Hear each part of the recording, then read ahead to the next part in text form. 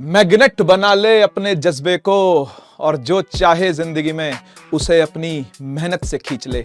आइए स्टार्ट करते हैं भाई magnetic effects of electric current, class 10th का एक और इंपॉर्टेंट चैप्टर जो कि इलेक्ट्रिसिटी के बाद पढ़ा जाता है। आज का ये चैप्टर ऐसा रहने वाला है कि जैसे आप लोग बिल्कुल बचपन से लेकर के एकदम बेसिक से हर एक चीज को पढ़ रहे होगे, ऐसा लगेगा यार मैग्नेट से पहली बार हम लोग इंट्रोड्यूस हुए हैं। ये लेक्चर के अंदर आपको सारे के सारे प्रीवियस ईयर क्वेश्चंस मिलेंगे जो कि पास्ट 5 से 6 सालों के अंदर आए हुए हैं। यानी ये लेक्चर एक कंप्लीट पैकेज होगा हर उस बच्चे के लिए जिसने अभी तक कुछ भी नहीं पढ़ा है magnetic effects of electric current वाले चैप्टर के अंदर। सबके सब सीबीएसई पीवाईक्यूज हैं आप लोग के लिए, एक एक करके कॉन्सेप्ट पढ़ाने के साथ साथ बीच बीच में सवाल करवाऊंगा जो कि मेरा हमेशा से स्टाइल रहा है। और जैसे ही ये चैप्टर कंप्लीट हो जाएगा मैं ये मानता हूं कि आप में से कोई भी बच्चा ऐसा नहीं होगा जो एनसीईआरटी के सवालों को खुद से ना लगा पाए। तो एक कंप्लीट पैकेज है ये और ये एक डिटेल्ड वन शॉट लेक्चर है। ठीक है, आइए फिर स्टार्ट करते हैं हम लोग अपने चैप्टर को, magnetic effects of electric current class 10th का।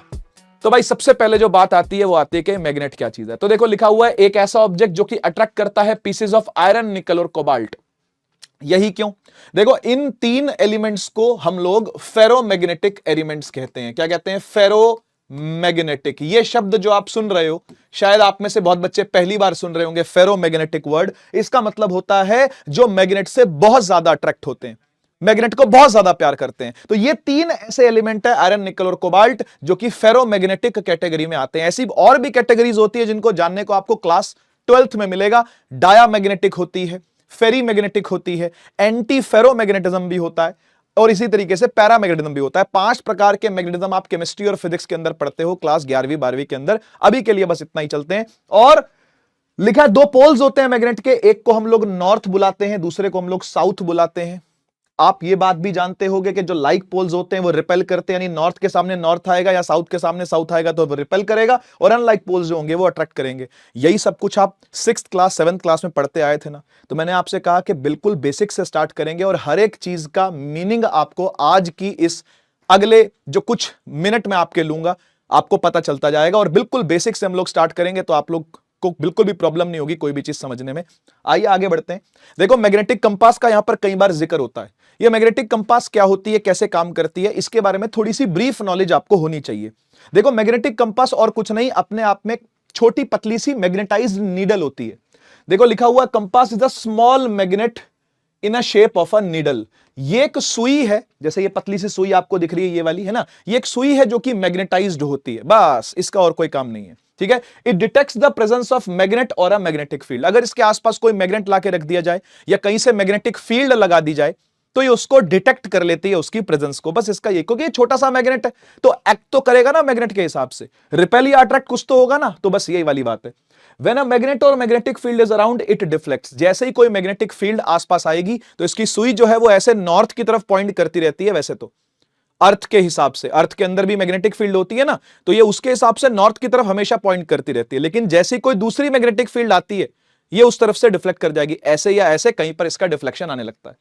लेकिन stronger the magnet field more is the deflection. जितनी ज्यादा मैग्नेटिक फील्ड बाहर से आने वाली स्ट्रॉन्ग होगी इसमें डिफ्लेक्शन उतनी ज्यादा आएगी। इसी प्रॉपर्टी को यूज करके ऑयस्टेड साहब ने अपना एक्सपेरिमेंट किया था जिसको हम आगे जाकर के पढ़ने वाले हैं। आइए सबसे पहले समझते हैं मैग्नेटिक फील्ड क्या होता है। देखो यार मैग्नेटिक फील्ड को 12th क्लास के अंदर इस बी से डिनोट किया जाता है। 10th में जरूरत नहीं है, बस आपको दिखा दिया मैंने कि भाई मैग्नेटिक फील्ड इंटेंसिटी को बी से डिनोट करते हैं। इसकी एसआई यूनिट भी आपको मैं बता देता हूं। 10th में अगेन कोई काम नहीं है, 12th में ही काम आएगा, लेकिन फिर भी आपको पता होना चाहिए। इसकी एसआई यूनिट होती है टेस्ला। इसकी एसआई यूनिट होती है टेस्ला, टी से डिनोट करते हैं टेस्ला को। ठीक है, बस ये चीजें लिख लेना, छोटी छोटी चीजें लिख लेना कहीं पे। ठीक है, the space surrounding a magnet in which other magnets और magnetic materials feels a force. भाई मैग्नेटिक फील्ड उसको बोलते हैं कि भाई मान लो ये मैग्नेट है तो इसके आसपास का जो इलाका है जहां पर कोई और मैग्नेट अगर आ गया तो उस पर फोर्स लगेगी। या कोई मान लो पीस ऑफ आयरन आ गया, पीस ऑफ कोबाल्ट निकल आ गया, तो वो इसकी तरफ क्या करने लगेगा, अट्रैक्ट करने लगेगा। करेगा कि नहीं करेगा, है ना। अच्छा मुझे एक बात बताओ, मान लो इस मैग्नेट से कहीं बहुत दूर जाकर के मैंने कोई आयरन का नेल रख दिया, एक कील रख दिया लोहे का, तो क्या वो इससे अट्रैक्ट करेगा क्या? नहीं। इसका मतलब यह हुआ कि इसकी फील्ड का एक दायरा स्पेसिफिक है। इसकी फील्ड की एक बाउंड्री स्पेसिफिक है, बस उसके अंदर अंदर वाला जो इलाका उसको मैग्नेटिक फील्ड कहते हैं, उससे बाहर मैग्नेटिक फील्ड नहीं है या बहुत वीक हो चुकी है, ऐसा बोल सकते हैं। समझ में आया ना? तो क्या लिखा हुआ है, the space surrounding a magnet in which other magnets और magnetic materials feels a force, जहां पर वो फोर्स को फील करेंगे। सही कह रहा है, it is a quantity that has both direction and magnitude, क्योंकि मैग्नेटिक फील्ड है भाई तो ये एक वेक्टर क्वांटिटी होती है, इसके पास मैग्नीट्यूड और डायरेक्शन दोनों होते हैं, ठीक है ना। जैसे देखो यहां पर बना हुआ है, ये एक बार मैग्नेट है, देखो इसके आसपास ऐसे लाइंस लाइंस बनी हुई है ना, इस तरीके से मैग्नेटिक फील्ड को लिखा जाता है, बनाया जाता है, डिनोट किया जाता है, ठीक है। सिमिलरली यहां पर भी देखो ये चाबी है, आके अट्रैक्ट हो रही है, ये छोटे छोटे कील के पीसेस हैं, आकर के इससे क्या हो रहे हैं, अट्रैक्ट हो रहे हैं, इस प्रकार से अट्रैक्शन होती है। समझ गए ना? तो इलाके को क्या बोलते हैं, मैग्नेटिक फील्ड बोलते हैं। आगे बढ़ते हैं, फिर आता है भाई डायरेक्शन ऑफ मैग्नेटिक फील्ड। ये डायरेक्शन ऑफ मैग्नेटिक फील्ड क्या है भाई? देखो यार ऐसा है, आपको इतना समझ में आ गया कि मैग्नेटिक फील्ड का मैग्नीट्यूड यानी कि उसकी वैल्यू होती है, साथ ही साथ उसकी डायरेक्शन भी होती है। अब आप पूछोगे डायरेक्शन कैसे निकालेंगे, तो देखो डायरेक्शन निकालने के लिए क्या करते हैं, यहां पर हमने एक बार मैग्नेट ले लिया, ये नॉर्थ है ये साउथ है, अभी ना मुझे पता है ना आपको पता है कि डायरेक्शन क्या होगी, तो हम क्या करते हैं, हम यहां पर एक मैग्नेटिक कंपास को रखते हैं, और मैग्नेटिक कंपास को जब पहली बार रखते हैं ना, तो वो किसी तरफ क्या होती है, पॉइंट करती है। जैसे देखो साउथ आकर के इससे अट्रैक्ट हो गया, नॉर्थ जाकर के दूर रिपेल हो रहा है, ठीक है। तो इस तरीके से हम बोलेंगे भाई ये रही देखो हमारी मैग्नेटिक फील्ड, ऐसे ड्रॉ कर दी मैग्नेटिक फील्ड। फिर इस कंपास को और आगे लेके गए, यहां लेके गए, यहां लेके गए, यहां लेके गए, यहां लेके गए, तो देखा कि जो सुई है ना, जो मैग्नेटिक कंपास की नीडल है ना, वो नीडल ऐसे ऐसे ऐसे ऐसे ऐसे ऐसे ऐसे ऐसे ऐसे ऐसे करके पॉइंट करने लगी। ऐसा लगा कि भाई इस तरीके से फील्ड निकल रही है और ऐसे घूम करके ऐसे आ रही है। बताओ कुछ ऐसा ही फील हो रहा है कि नहीं हो रहा? इस मैग्नेटिक कंपास को अगर हम अलाइन कर दें एक लाइन से, तो ये लाइन देखो ऐसे ऐसे ऐसे ऐसे ऐसे ऐसे ऐसे ऐसे ऐसे ऐसे ऐसे ऐसे जा रही है। बस इसी तरीके से फील्ड लाइन का कॉन्सेप्ट माइंड में आया लोगों के कि भाई मैग्नेटिक फील्ड जो है वो लाइंस के फॉर्म में होती है। ये लाइन के फॉर्म में क्यों होती है? क्योंकि एक मैग्नेटिक कंपास को चला चला चला चला चला चला के देखा, उसको दौड़ा दौड़ा दौड़ा दौड़ा के देखा, उसको रख रख के देखा कि भाई वो किस तरफ पॉइंट कर रही है, बस उसी को फील्ड लाइन बना दिया गया। तो इस तरीके से फील्ड लाइन का कॉन्सेप्ट दुनिया में आया। टॉपिक आ गया मैग्नेटिक फील्ड लाइंस, एक इंपॉर्टेंट टॉपिक है आप लोग के बोर्ड, प्री बोर्ड, जो भी आप एग्जाम दोगे उसमें काफी इंपॉर्टेंट रहता है मैग्नेटिक फील्ड लाइंस। देखो यार कोई भी मैग्नेट जब होता है ना, तो उसके अराउंड इस तरीके से लाइंस दिखाई जाती हैं, ये लाइंस को ही बोलते हैं मैग्नेटिक फील्ड लाइंस। देखो लिखा हुआ है इमेजिनरी लाइंस है, ये एक्चुअली में तो नहीं है। जैसे मान लो मेरे हाथ में मैग्नेट है, तो क्या ये अपने साथ लाइनें लेके घूम रहा है क्या? कई लाइनें दिख रही हैं आपको क्या? नहीं। तो हमने इमेजिन किया कि भाई यहां से ऐसे लाइन निकल के ऐसे जा रही है वो फील्ड ही, बस वो लाइंस के फॉर्म में समझाई गई है, दुनिया को रिप्रेजेंट की गई है। समझ गए? Imaginary lines along which a free north pole moves. आप समझ गए ना? अगर एक नॉर्थ पोल यहां पर रखता, मान लो ये नॉर्थ पोल है कोई, तो वो किस तरफ जाता भाई? नॉर्थ से रिपेल होता, रिपेल होता तो ऐसे भागता। यहां नॉर्थ रखता तो क्या होता? ये भी से रिपेल होता तो ऐसे भागता। समझ गए ना? तो जिस तरफ नॉर्थ पोल भागता है ना, उसको ही लाइन बना दिया गया, उसको ही लाइन का फॉर्म दे दिया गया। बोला भाई ये है magnetic field line. Magnetic field line की कुछ प्रॉपर्टीज है भाई, ध्यान से सुन लेना। पहली है आउटसाइड द मैग्नेट नॉर्थ से साउथ रहती है। देख लो, चेक कर लो, नॉर्थ से बाहर निकली, साउथ में अंदर घुस गई, नॉर्थ से बाहर निकली, साउथ में अंदर घुस गई। दिख रही है? नॉर्थ से बाहर निकली, साउथ में अंदर चली गई। एरो देखो कैसे दिखाया जा रहा है। तो नॉर्थ से साउथ रहती है आउटसाइड द मैग्नेट। और आपको एक बात और बताता हूं, ये अंदर भी होती है। यस, ये अंदर भी होती है, ये मैग्नेट के भीतर भी है, यानी ये अंदर भी चल रही है ऐसे, ये अंदर भी चल रही है बेटा ऐसे ऐसे, ये अंदर भी है। और अंदर कैसे होगी फिर? अगर लूप पूरा करवाना है तो अंदर भी होनी चाहिए, और अंदर होगी साउथ से नॉर्थ, अंदर होती है साउथ से नॉर्थ। देख लो भाई, बाहर होती है नॉर्थ से साउथ, अंदर होती है साउथ से नॉर्थ। और ये बनाती है हमेशा क्लोज्ड कर्व्स। हमेशा ध्यान रखना बेटा ये बात, ये क्या बनाती है? क्लोज्ड कर्व बनाएगी। यानी देखो इधर से शुरू हुई है तो ऐसे घूमेगी घूमेगी और फिर ये घूम करके वापस आ जाएगी। इस तरीके से एक कर्व बनते हैं, कई सारे कर्व बनते हैं, एक नहीं, जितनी लाइनें हैं उतने कर्व ही हैं ये सारे। समझ गए ना? ये सब अपने आप में क्या है? कर्व्स हैं। Curve number 1, curve number 2, curve number 3, इस तरीके से मल्टीपल कर्व्स बनते रहते हैं। होपफुली आपको समझ में आया होगा। फिर लिखा हुआ है कि two field line can not cross या इंटरसेक्ट ईच अदर। कभी भी दो फील्ड लाइंस आपस में ऐसे क्रॉस नहीं कर सकती।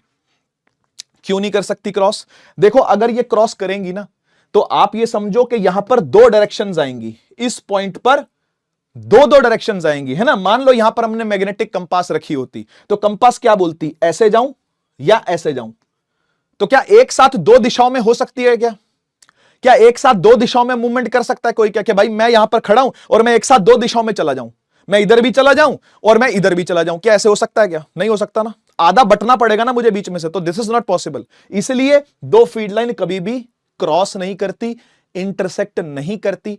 करेंगी अगर तो फिर ऐसी सिचुएशन होगी, और ये सिचुएशन एक हाइपोथेटिकल सिचुएशन है। हाइपोथेटिकल का मतलब होता है झूठ झूठ है, खाली इमेजिन किया हुआ है बस, ठीक है। फिर आता है क्राउडेड नियर पोल्स। आप पोल के नजदीक देखोगे हमेशा आपको क्राउड मिलेगा। ये देखो ध्यान से, ये देखो यहां पे ध्यान से, नॉर्थ पोल के पास में देखो कितना क्राउड है, और जितना दूर जाओगे उतना क्राउड आपको कम कम कम मिलता जाएगा। सिमिलरली ऐसे यहां पर भी है, साउथ के पास देखो कितना क्राउड है, जितना दूर जाओगे उतना कम होता जाएगा, और जितना ज्यादा क्राउड होता है बेटा उतनी फील्ड लाइन स्ट्रांग होती है। ध्यान रखना ये बात, क्या बोला मैंने? जितना ज्यादा क्राउड होगा उतनी ही फील्ड लाइंस स्ट्रॉन्गर होंगी, उतनी ही वहां पर फील्ड इंटेंसिटी क्या होगी? ज्यादा होगी, टेस्ला की वैल्यू वहां पर ज्यादा आएगी। समझ गए होगे होपफुली आप। आगे बढ़ते हैं, ये देखो क्या लिखा हुआ है, कह रहा है अगर कभी क्रॉस कर जाए तो, इफ दे क्रॉस, है ना, ये वैसे मैं समझा चुका हूं आपको। अगर ये क्रॉस कर जाए तो क्या होगा, एक बार पढ़ लो। कह रहा है two field line can not cross intersect. हां सही बात है, बिकॉज इफ दे डू, अगर वो करती है तो, at the point of intersection north poles of magnetic needle will point towards two directions which is impossible. दो दिशाओं की तरफ कैसे पॉइंट हो सकता है नीडल का? एक साथ तो नहीं हो सकता, तो बात खत्म हो गई, कभी भी इंटरसेक्ट नहीं कर सकती। ठीक है, आइए सवाल देख लेते हैं। 25 में आया, 22 में आया, 15 में आया, 20 में आया। भाई 4 बार सवाल आया हुआ है, और देख लो पिछले 5 सालों की बात चल रही है। No two magnetic field lines are found to cross each other. True है भाई, बिल्कुल ट्रू बात है, ट्रू बात है ना, दो फील्ड लाइन क्रॉस नहीं कर सकती, सही बात है। The compass needle can not point towards the two direction at the point of intersection. यही बात सही है कि भाई कंपास नीडल जो है वो दो दिशाओं में एक साथ पॉइंट नहीं कर सकती है ना, मैग्नेटिक फील्ड लाइन का इंटरसेक्शन इसलिए नहीं होता है, तो मेरे हिसाब से इसका आंसर ए ही बनना चाहिए। अगले पे आते हैं, 20, 17, 25 3 बार में आया हुआ है। Which one of the following statement not true about a bar magnet. Bar magnet में कौन सी बात सच नहीं है आपको बतानी है, बार मैग्नेट के बारे में झूठ पकड़ना है आपने, कौन सा है? It sets itself in north south direction when suspended freely. ये बात तो सही है। आप जब भी कभी एक बार मैग्नेट को फ्री छोड़ोगे, जैसे कंपास निडल क्या है, फ्री छोड़ा हुआ बार मैग्नेट ही तो है वो भी, तो वो अपने आप ही नॉर्थ साउथ के हिसाब से अलाइन कर लेता है। क्यों? क्योंकि धरती के अंदर भी तो मैग्नेटिक फील्ड है ना, अर्थ की भी तो मैग्नेटिक फील्ड है ना जो उसको अफेक्ट करती है, इसलिए वो अपने आप ही पॉइंट कर लेता है। ये बात सही है ना। It has attractive power for iron filings. ये भी बात सही है, लोहे का जो चूरा होता है, आयरन फाइलिंग्स का मतलब लोहे का चूरा, उसको अट्रैक्ट करते हैं। हाँ ट्रू है ये भी। कह रहा है it produces magnetic field line. सही बात है, ये भी सही बात है बिल्कुल। कह रहा है direction of the magnetic field inside a bar is from its north pole to south pole. एकदम गलत है ये। अंदर में नॉर्थ साउथ नहीं होता, बाहर में नॉर्थ साउथ होता, अंदर तो साउथ से नॉर्थ होता, उल्टा चलती है ना। तो इसका आंसर क्या बन गया बेटा? डी बन गया। आंसर क्या बन गया? डी बन गया। आगे बढ़ते हैं, 25, 21, 20, 15। लो जी, 4 बार फिर से। Magnetic field line around bar magnet never intersect. सही बात है यार, नहीं करती इंटरसेक्ट, ट्रू है। Reason, magnetic field produced by bar magnet is a quantity that has both magnitude and direction. हाँ ये बात भी सही है, लेकिन क्या ये दोनों एक दूसरे सर पैर बना रही हैं क्या? आप मुझे बताओ। ट्रू ये भी है, ट्रू ये भी है, दोनों ट्रू है। This is also true, this is also true, both are true, both are true. पर क्या ये इसका रीजन बन रहा है क्या? आप खुद सोचो जरा, बन रहा है तो बताओ।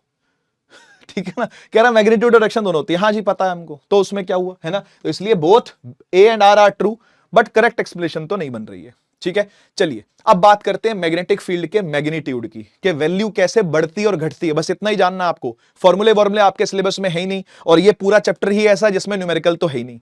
ठीक है ना, न्यूमेरिकल तो है नहीं, लॉजिकल क्वेश्चन जिसमें से आते हैं। तो आइए एक बार लॉजिक समझ लेते हैं। लिखा हुआ है भाई, जहां पे फील्ड लाइंस क्लोजर होती है यानी क्राउडेड होती है, मैग्नेटिक फील्ड स्ट्रांग होती है। मैंने आपको ऑलरेडी बता दिया है, ठीक है। और जहां फील्ड लाइंस दूर दूर होंगी वहां मैग्नेटिक फील्ड क्या होगी? वीक होगी। तो इस जगह पर आपको वीकनेस मिल रही है। देखो देखो, गैप ज्यादा है, और यहां क्या है? यहां पर गैप कम है, तो यहां पर फील्ड कैसी होगी? स्ट्रांग होगी। आगे बढ़ते हैं, ठीक है जी। एक बार और देख लो, uniform non uniform magnetic field line क्या होती है। यहां पर जरा ध्यान से देखना। देखो फील्ड लाइन पास पास आ रही है, हाँ आ रही है। इधर फील्ड लाइन कैसी है सर? दूर दूर है। यहां कैसे? यहां तो सर और दूर दूर है। तो सबसे स्ट्रांग फील्ड कहां हुई? यहां पर हुई। वीक कहां हुई? यहां, और वीक यहां। अच्छा इधर बताओ जरा, इधर बताओ। यहां फील्ड लाइन सर पास पास है, ठीक है। यहां बताओ सर उतना ही पास पास है। यहां बताओ उतना ही। अरे यार, इसका मतलब यह हुआ कि यहां पर ना तो फील्ड का स्पेसिंग बढ़ घट रहा है। बढ़ घट रहा है क्या? नहीं, सेम स्पेसिंग है। सेम स्पेसिंग होगी तो फील्ड उतनी ही स्ट्रांग रहेगी जितनी पहले थी, यानी कांस्टेंट फील्ड है। इसको बोलते हैं यूनिफॉर्म मैग्नेटिक फील्ड। क्या बोलते हैं? Uniform magnet. क्या लिखा हुआ देखो, पैरेलल लाइंस इक्वल डिस्टेंस पर अगर होती हैं तो it means constant magnetic field है, ना बढ़ रही ना घट रही। और यहां पर देखो क्या हो रहा है, यहां पर अभी कम है, आगे आगे जाते जाएंगे तो ये बढ़ती जाएगी। Non uniform magnetic field lines हैं, समझ गए ना?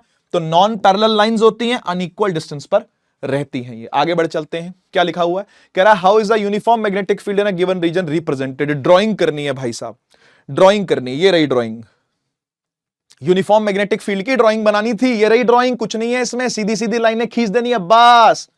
ठीक है, यूनिफॉर्म मैग्नेटिक फील्ड लाइन मतलब सीधी सीधी लाइनें, और नॉन यूनिफॉर्म का मतलब जैसे मर्जी घुमा दो, गोल घुमा दी आपने, पास ले आए, कन्वर्जिंग डाइवर्जिंग दिखा दी, इस तरीके से होता है। ठीक है ना?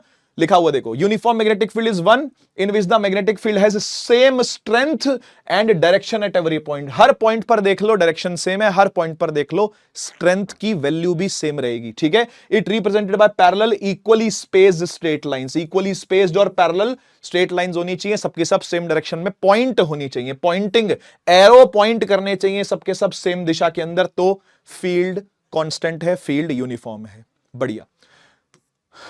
इतने सारे सवाल लेकर के आया हूं कि मैं आपको बता रहा हूं कि इस लेक्चर के बाद कुछ और देखने की आपको नीड ही नहीं पड़ेगी। आप सीधा जाओ पीवाईक्यू लगाओ, सीधा जाओ एनसीईआरटी लगाओ, कोई टेंशन वाली बात नहीं। इतने सवाल मैं आपको यहीं करवा दूंगा। आओ देखो, असर्शन पढ़ना। कह रहा फील्ड लाइंस नेवर इंटर, ठीक है भाई नहीं करती, ट्रू ट्रू 24 में था। कह रहा अगर वो इंटरसेक्ट करती हैं then at the point of intersection the compass needle would point toward which is not. True true बिल्कुल सही है, असर्शन भी ट्रू, रीजन भी ट्रू, बोथ भी ट्रू। चल चल आगे बढ़ते आ गया ना समझ में, है ना? बार बार देखो रिपीटेड सवाल कैसे आए हुए हैं। चलिए एक बार ये देखते हैं भाई, ये टर्म टू दो टर्म्स के अंदर होते थे पहले, बीच में एक बार ऐसा भी हुआ था कि दो टर्म्स में एग्जाम होते थे, तो टर्म टू में 21-22 वाले साल में ये वाला सवाल भी आया था, एक बार पढ़ लो। कह रहा name the poles P Q R S of the magnets in the following figures A and B. ये ए है, ये बी है। ठीक है, तो भाई पी देखो, फील्ड लाइन जहां से बाहर निकल रही है वो नॉर्थ ही होता है। क्यू जिसमें फील्ड लाइन घुस रही है वो हमेशा साउथ ही होता है। इधर भी देख सकते हो आप, फील्ड लाइन कहां से आ रही है, कहां जा रही है भाई, देखो एस में जा रही है ना, और आर से निकल रही है। State the inference drawn about the direction of the magnetic field lines on the basis of these diagram. ठीक है, क्या लिखा हुआ देखो, पी नॉर्थ पोल है, क्यू साउथ पोल है, क्योंकि फील्ड लाइंस इमर्ज करती है पी से क्यू में। ठीक है ना? आर साउथ पोल है, एस नॉर्थ पोल है, वो आपको दिख ही गया। Magnetic field lines move from south to, मतलब एस टू आर जा रही है आउटसाइड द मैग्नेट। इससे समझ में आता है कि फील्ड लाइन में साउथ से जब निकल रहा है तो साउथ ही अपना नॉर्थ पोल है, और आर में घुस रहा है तो आर अपना साउथ पोल हो गया। इन्फरेंस क्या ले सकते हैं, बता क्या, इन्फरेंस का मतलब होता है क्या बता सकते हो फील्ड के बारे में। कह रहा है inference about the direction of field lines, the magnetic field lines always emerge from the north pole. वही वाली प्रॉपर्टीज रिपीटेडली क्वेश्चन के फॉर्म में आ रही हैं, घबराने की जरूरत नहीं है, सब वही है जो आपने पढ़ा है अब तक। ठीक है, emerge from the north pole, enter the south pole, है ना, और आउटसाइड द मैग्नेट ऐसा रहेगा, inside the magnet south to north रहेगा, है ना। They move from south to north, thus forming a close continuous loops. खत्म। ठीक है जी, आगे बढ़ूं। आइए ऑयस्टेड साहब के एक्सपेरिमेंट की बात करते हैं। देखो सारी एक्टिविटीज कवर्ड है, पूरी एनसीईआरटी कवर करी गई है। ठीक है ना, सवाल भी आपको पीवाईक्यूज मिल रहे हैं। मैं बोल रहा हूं आपको लेक्चर के अलावा कुछ भी और करने की जरूरत नहीं है, सीधा इसके नोट्स अपने पास नोट कर लें। ठीक है, पीडीएफ नीचे टेलीग्राम से मिल जाएगा आपको, वो मैं बीच बीच में बता रहा हूं, और एंड में ही बता दूंगा आपको कहां से वाले नोट्स आपको लेने हैं। ठीक है ना, तो डिस्क्रिप्शन खोल के देखोगे, टेलीग्राम में जाओगे, नोट्स आपको वहां से मिल जाएंगे, तो टेंशन वाली कोई बात ही नहीं है।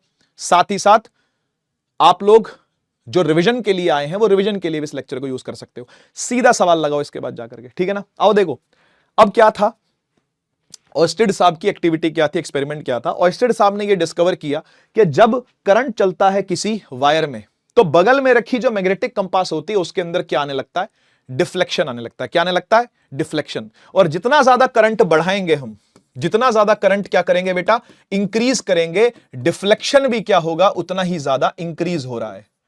ठीक है ना, डिफ्लेक्शन भी बढ़ रहा है। मतलब करंट मान लो 5 एंपियर से 10 एंपियर कर दिया, करंट 5 से 10 कर दिया मान लो, तो डिफ्लेक्शन भी मान लो 30 डिग्री था पहले। डिफ्लेक्शन क्या होता है भाई, अगर सुई ऐसे है तो ऐसे हो जाएगी, टेढ़ी हो जाएगी, है ना, तो 30 डिग्री का डिफ्लेक्शन है तो 60 डिग्री का डिफ्लेक्शन हो गया, ऐसा समझ में आता है अपने को। ठीक है ना, देखो लिखा हुआ है कि एक सर्किट ज्वाइन किया, है ना, और सर्किट के बगल में क्या रखा रह गया, कंपास रखा रह गया। कंपास रखा रह गया तो कंपास क्या करने लगा, डिफ्लेक्ट करने लगा। ठीक है ना, तो लिखा हुआ कि करंट कैरिंग वायर जो है भाई वो एक तरीके से मैग्नेट की तरह एक्ट करने लगी। क्या ऐसा ही हो रहा है कि नहीं हो रहा? एक बात बताओ, मैग्नेटिक कंपास को कौन हिला सकता है, सोच के बताना। मैग्नेटिक कंपास किससे हिल सकती है? अरे कोई ना कोई मैग्नेटिक फील्ड तो होनी चाहिए ना, मैग्नेटिक कंपास हिलाने के लिए मैग्नेटिक फील्ड तो होनी चाहिए ना। तो बस इसने प्रोड्यूस करी वो मैग्नेटिक फील्ड। ये जो वायर यहां पे है ना, ये वाली, ये जो वायर चल रही है वायर, ये वायर ही प्रोड्यूस कर रही है क्या? Magnetic field. यानी एक चलता करंट भी मैग्नेटिज्म प्रोड्यूस करता है। और आपके चैप्टर का नाम भी यही है। क्या नाम है आपके चैप्टर का? आपके चैप्टर का नाम है magnetic effects of electric current. यानी इलेक्ट्रिक करंट का मैग्नेटिक इफेक्ट देखा जा रहा है, विद्युत धारा का चुंबकीय प्रभाव देखा जा रहा है, अगर शुद्ध हिंदी में बोलूं तो। और इंग्लिश में कहूं तो इलेक्ट्रिक करंट का मैग्नेटिक इफेक्ट पढ़ रहे हो आप। तो यहां पर आप मैग्नेट्स के बारे में जानने नहीं आए हो, ना ही आपको मैग्नेट्स के बारे में जानने की यहां पर कोई रुचि, इंटरेस्ट होना चाहिए, क्योंकि यहां पर तो करंट कैरिंग वायर की बातें चलने वाली हैं सारी। तो समझो बात को। इसलिए कह रहा था कि इलेक्ट्रिसिटी पढ़ना जरूरी है इस चैप्टर को पढ़ने के लिए, ताकि थोड़ा सा फेमिलियर हो जाओ आप करंट कैरिंग वायर के साथ। तो भाई कोई भी करंट कैरिंग वायर अगर होती है, वो मैग्नेटिक वायर की तरह, यानी कि एक मैग्नेट की तरह एक्ट करने लगती है भाई। ठीक है, ये होता है तो होता है, मतलब ये प्रॉपर्टी है। जब भी चार्ज चलना चालू करता है ना, whenever charge moves it produces magnetic field. होगा ही होगा, होगा ही होगा। और आपको पता है जब करंट चलता है किसी वायर में तो चार्ज चलता है, चार्ज चलेगा तो मैग्नेटिक फील्ड आनी ही आनी है, बच नहीं सकते आप उससे। ठीक है, आइए आगे बढ़ते हैं। कह रहा है factors on which magnetic field depends, किन बातों पे मैग्नेटिक फील्ड ये वाली डिपेंड करेगी। तो सुनिएगा, कह रहा है भाई जितना ज्यादा करंट होगा उतनी ज्यादा मैग्नेटिक फील्ड होगी, तभी तो डिफ्लेक्शन भी ज्यादा हुआ था। ओस्टेड साहब ने ये सब बताई हैं बातें कि करंट ज्यादा रखोगे तो फील्ड स्ट्रेंथ ज्यादा हो जाएगी, जिससे डिफ्लेक्शन भी क्या दिख रहा है, ज्यादा दिख रहा है। सुई जो है वो 30 डिग्री की जगह 60 डिग्री घूम गई। कह रहा है अगर डिस्टेंस ज्यादा कर दोगे, ओ माय गॉड, मतलब जो वायर में करंट चल रहा है उससे आपने कंपास को दूर ले गए। कंपास जितनी पास लेकर के आओगे डिफ्लेक्शन उतनी ज्यादा है, जितनी दूर लेकर जाओगे डिफ्लेक्शन उतनी कम हो जाती है। मतलब डिस्टेंस से भी वेरिएशन होना ही चाहिए यार। मैग्नेट से जितना दूर जाओगे उसका प्रभाव कम होता है कि नहीं होता? मैग्नेट से जितना दूर जाते हो उसका इफेक्ट कम होता है ना, बस वही बात लिखी हुई है। कह रहा है जितना ज्यादा डिस्टेंस रखोगे वीकर होती जाएगी मैग्नेटिक फील्ड। बिल्कुल ठीक बात है। कह रहा है change the direction of the current. पहले मान लो करंट ऐसे चल रहा था किसी वायर में, कह रहा है अब वायर में करंट उल्टा चला दो, तो मान लो कि पहले डिफ्लेक्शन ऐसे हो रही थी ना, अब डिफ्लेक्शन ऐसे होने लगेगी। जो उस तरफ डिफ्लेक्ट हो रही थी सुई, अब वो इस तरफ डिफ्लेक्ट होने लगेगी। यही लिखा हुआ है। कह रहा है रिवर्स कर दो करंट की दिशा को तो मैग्नेटिक फील्ड की डायरेक्शन भी क्या हो चलेगी भाई, रिवर्स हो चलेगी। तो ये तीनों बातें याद रखोगे। करंट ज्यादा करोगे फील्ड ज्यादा हो जाएगी, डिफ्लेक्शन ज्यादा हो जाएगी। ठीक है, दूसरी चीज, अगर आप डिस्टेंस बढ़ा दोगे वायर से तो डिफ्लेक्शन कम हो जाएगी, वीक फील्ड जाएगी, जितना दूर जाओगे उतनी वीक वीक होती जाएगी। और करंट को रिवर्स कर दोगे तो फील्ड लाइंस भी क्या हो जाएंगी, रिवर्स हो जाएंगी। बहुत बढ़िया, आगे बढ़ते हैं। अब बात करते हैं भाई सचमुच की फील्ड लाइंस कहां देखी गई, कहां पे देखी गई। अभी तक तो सब इमेजिनेशन चल रही थी, सचमुच की फील्ड लाइन तब देखी गई जब बार मैग्नेट के अराउंड आयरन फाइलिंग्स को बुरक दिया गया। बुरकना होता है जैसे नमक डाल दिया जाता है दाल में ना, ऐसे ही समझो कि लोहे का चूरा आयरन फाइलिंग्स को मैग्नेट के अराउंड डाल दिया, और मैग्नेट के अराउंड डाल करके थोड़ा सा इसको ऐसे ठोका, है ना, sprinkle some iron filings uniformly around the bar magnet. और उसके बाद क्या किया, टैप किया। टैप करने का मतलब होता है ऐसे ठोको जरा। ठोकने से क्या होगा, ये थोड़ा थोड़ा अपने आप को अरेंज करने लगेंगी। और जब देखा गया तो अरेंजमेंट पता कैसा था, ये iron filings magnetic field line की डायरेक्शन में आके अलाइन हो गई और सबको साक्षात मैग्नेटिक फील्ड लाइंस के दर्शन हो गए। सबने हाथ जोड़ लिए, अरे जो सोचा था वही निकला। आयरन फाइलिंग्स ने तो ऐसे ऐसे देखो किस तरीके से अरेंज कर रखा अपने आप को, ऐसा लग रहा ना कि लाइंस हैं इसके आसपास। और देखो नॉर्थ पोल के पास कितनी भीड़ लगी हुई है, साउथ पोल के पास कितनी, यानी वो जो सारी बातें आपने अब तक पढ़ी थी वो सच होती दिख रही हैं। अपने आप में जादुई बात थी ये, ठीक है ना। चलिए आगे बढ़ते हैं। कह रहा study the diagram given below, answer the following. हाँ जी, 20 में आया हुआ सवाल है, एक बार पढ़ लो। कह रहा है why do iron filings arrange in such a pattern. अरे मैग्नेटिक फील्ड लाइन से अट्रैक्ट हुई है, लोहा है वो, मैग्नेट से तो अट्रैक्ट होएगा ही ना भाई। बी है why do iron filings near the bar magnet seem to align in the shape of the close curves. क्योंकि मैग्नेटिक फील्ड लाइन पर ही आकर के बैठ गई। वो क्लोज कर्व में क्यों आई, क्योंकि magnetic field lines close curve में ही बनती हैं। ठीक है ना। आइए आंसर देख लेते हैं। इनका आंसर पीछे छपा हुआ, टेंशन वाली कोई बात नहीं है, कुछ नहीं छूटेगा। आपको आंसर राइटिंग में प्रॉब्लम होती है ये मैं जानता हूं, तो इसलिए मैं सारे आंसर खुद लिख करके लाता हूं। ठीक है ना, हम समय भी बचाते हैं और हम काम भी पूरा करते हैं भाई। एफिशिएंटली काम करना इसी को कहते हैं, डिसरप्टिव टाइप है ये।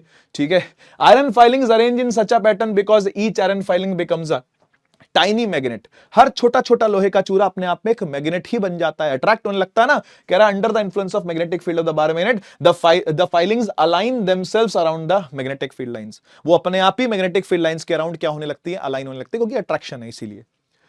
The iron filings near the bar magnet seem to align the shape of the closed curves because magnetic field lines from closed loops. Magnetic field line ही जब closed loop बनाएंगी भाई, तो वो उसी हिसाब से तो अलाइन होंगे ना, तो अलाइनमेंट वैसा ही हुआ जैसे फील्ड लाइन थी, ठीक है। They emerge from north pole and enter south pole outside the magnet, continue from south to north inside the magnet. वही सारी बात पूरी लिखी हुई है कि क्लोज लूप कैसे बनाता है, एक अच्छे से आंसर को रिप्रेजेंट करने का तरीका है और कुछ नहीं है, ठीक है। आगे चलते हैं, ठीक है। देखो ये देखो, एक एक्टिविटी और है जिसके अंदर करंट वायर को कंपास के ऊपर ही रखा जाता है, ठीक है ना भाई। देखो क्या लिखा हुआ, current wire placed over a compass. तो बेटा इसके लिए हम जो रूल लगाते हैं उसको स्नो रूल बुलाते हैं। वैसे तो ये स्नो रूल अब स्कूलों में पढ़ाया ज्यादा जाता नहीं है, मैंने भी ये बहुत टाइम के बाद ही पढ़ाया है, लेकिन वैसे अभी आजकल पढ़ाया जाता नहीं है। इसको कहते हैं स्नो रूल, स्नो रूल, ठीक है ना। स्नो रूल आपको कब लगाना है, वैसे इतना समझ लो स्नो का मतलब क्या है। स्नो रूल पूरा लिख देता हूं। स्नो रूल का मतलब है कि देखो कभी भी करंट अगर साउथ टू नॉर्थ जाएगा, कहां जाएगा, साउथ से नॉर्थ जाएगा, तो नीडल वेस्ट की तरफ डिफ्लेक्ट करेगी, बस। SNO मतलब ओवर होता है, ओवर मतलब जब ऊपर रखा हुआ हो, जैसे यहां पर ऊपर रखा हुआ है तो नीडल किस तरफ डिफ्लेक्ट करेगी, तो लिखा हुआ जब साउथ टू नॉर्थ जाएगा तो वेस्ट की तरफ करेगी, बस इतना याद रखना, ठीक है ना। देखो अब ये वेस्ट है, ये ईस्ट है, यहां नॉर्थ होगा और यहां क्या होगा, साउथ होगा। आप मुझे बताओ करंट कहां से कहां जा रहा है, सर साउथ टू नॉर्थ जा रहा है, क्या ये स्नो रूल फॉलो हो रहा है, बिल्कुल हो रहा है, यस। साउथ से नॉर्थ जा रहा है, हां जा रहा है, तो जो नीडल रखी हुई है वो वेस्ट की तरफ डिफ्लेक्ट कर जाएगी, बस। जो नीडल का नॉर्थ होगा, भाई नीडल का भी तो अंदर नॉर्थ साउथ है ना, वो किस तरफ डिफ्लेक्ट करेगा, वेस्ट की तरफ डिफ्लेक्ट करेगा, खत्म। बहुत सिंपल है, बहुत सिंपल। अच्छा यहां पर उल्टा हो रहा है लेकिन, है ना, यहां पर देखो ये नॉर्थ है, ये साउथ है, तो आप समझ सकते हो जो स्नो रूल आपने पढ़ा इसका उल्टा कर देना है आपने। अरे भाई जब साउथ टू नॉर्थ जा रहा है, साउथ टू नॉर्थ जा रहा है तो वेस्ट की तरफ डिफ्लेक्शन है ना, साउथ नॉर्थ ओवर वेस्ट, ये है स्नो रूल। तो साउथ से नॉर्थ जब भी जाएगा वेस्ट की तरफ डिफ्लेक्शन होगा, और जब देखो नॉर्थ साउथ जाएगा तो क्या होगा, ईस्ट की तरफ डिफ्लेक्शन होगा, बहुत सिंपल। करंट उल्टा कर दिया तो डिफ्लेक्शन भी उल्टा हो जाएगा, इससे सिंपल कुछ नहीं है भाई। इसको पढ़ाना बंद कर दिया है टीचरों ने, एम्पियर स्विमिंग रूल भी बोलते हैं इसको, swimmers rule, ampere swimmers rule या स्विम रूल या स्नो रूल, वैसे स्नो रूल बोलना चाहिए, तुरंत समझ में आता है। देखो फिर से बताता हूं, साउथ से नॉर्थ करंट जा रहा हो तो सुई जो है, नीडल जो है वो वेस्ट की तरफ डिफ्लेक्ट होती है, ठीक है ना, बस कुछ ज्यादा यूज नहीं है इसका, पर फिर भी नोट कर जाओ, कोई बात नहीं। आगे बढ़ते हैं। अब आता है भाई मैक्सवेल्स का राइट हैंड थंब रूल, ये बहुत मेन रूल है, इस पर जानकारी ज्यादा है। देखो मैक्सवेल साहब ने कहा था कि भाई जब भी कभी करंट किसी वायर में चल रहा हो तो आपने थंब करंट की दिशा में निकाल देना है, करंट की डायरेक्शन में आपने थंब को पॉइंट कर देना है। तो जो आपकी फिंगर्स होती हैं, इनका जो कर्ल होता है, ये जो घुमाव है, वो मैग्नेटिक फील्ड की डायरेक्शन होगी। ये देखो जैसे यहां पर करंट ऊपर है और जैसे उंगलियां घुमा रहा है तो फील्ड लाइन ऐसे घूम रही है ना, तो जैसे फील्ड लाइन घूम रही है समझ लो वैसे ही सेम टू सेम उंगलियां भी आपकी घूम रही है। इमेजिन कर लेना जरा कि फील्ड लाइन भी ऐसी घूम रही है जैसे मेरी उंगलियां घूम रही हैं, बस लिखा हुआ देखो, imagine that you are grasping और holding current carrying wire. Exact definition लिखी हुई है, इसको एज इट इज आप लोगों ने लिखना है, ठीक है। Imagine that you are grasping या फिर होल्डिंग द करंट, एक करंट कैरिंग वायर को आपने अपने राइट हैंड में पकड़ रखा है, so that your thumb points in the direction of the current, then the direction in which your fingers wrap, जिसमें आपकी फिंगर्स रैप कर रही हैं वायर को, वो direction of magnetic field lines होंगी। समझ गए ना, मैग्नेटिक फील्ड निकालने का बहुत ही प्यारा मेथड है मैक्सवेल का राइट हैंड थंब रूल, ठीक है जी। आइए इसको थोड़ा सा और डिटेल में समझते हैं। ये फिर सेम वही डेफिनेशन लिखी हुई है दोबारा से आपको समझाने के लिए कि भाई ये कितनी इंपॉर्टेंट है। सेम डेफिनेशन दोबारा लिखी हुई है, एक बार फिर से देखना जरा। देखो ये करंट है, स्ट्रेट करंट कैरिंग वायर है, ठीक है ना, इसमें करंट जा रहा है ऊपर की तरफ, तो आपने ऐसे पकड़ लेना, जैसे मान लो इमेजिन कर लो मेरे हाथ में करंट कैरिंग वायर है, तो मैंने इसको ऐसे पकड़ लिया, इसमें करंट कहां जा रहा है, ऊपर जा रहा है, तो फील्ड लाइन मेरी ये उंगलियां हैं, उंगलियां जैसे घूम रही है ना, बस समझ लो वैसे ही फील्ड लाइन इसके अराउंड ऐसे ऐसे ऐसे ऐसे घूम रही है। ये देखो कैसे चक्कर मार रही है, ऐसे ऐसे ऐसे, करंट ऊपर है और ये चक्कर ऐसे ऐसे ऐसे मारेगी, ठीक है ना। यहां पर भी देखो बना हुआ करंट ऊपर है तो फील्ड लाइन ऐसे घूमेगी, करंट नीचे है तो फील्ड लाइन उल्टी। आप जैसे मर्जी लगा सकते हो उसको, बस राइट हैंड थंब रूल का यूज करना है आपने। चाहे ऐसे लगा लो, चाहे ऐसे लगा लो, चाहे ऐसे लगा लो, चाहे ऐसे लगा लो, चाहे ऐसे लगा लो, चाहे ऐसे लगा लो, चाहे ऐसे, जैसे मर्जी लगा लो। ऐसे भी लगा सकते हो, ऐसे भी लगा सकते हो, ये सब दिशाओं में आप लगा सकते हो। बस आपको राइट हैंड की कलाई घुमाने की अनुमति दी गई है, रूल आपने ऐसे ही लगाना है, कलाई आप जैसे मर्जी घुमा सकते हो, ठीक है ना। ये है मैक्सवेल का राइट हैंड थंब रूल। आइए थोड़ी सी प्रैक्टिस कर लेते हैं। देखो फिजिक्स के अंदर 6 दिशाएं पढ़ते हैं हम टोटल, मैंने आपको 6 की 6 भी दिखाई भी थी।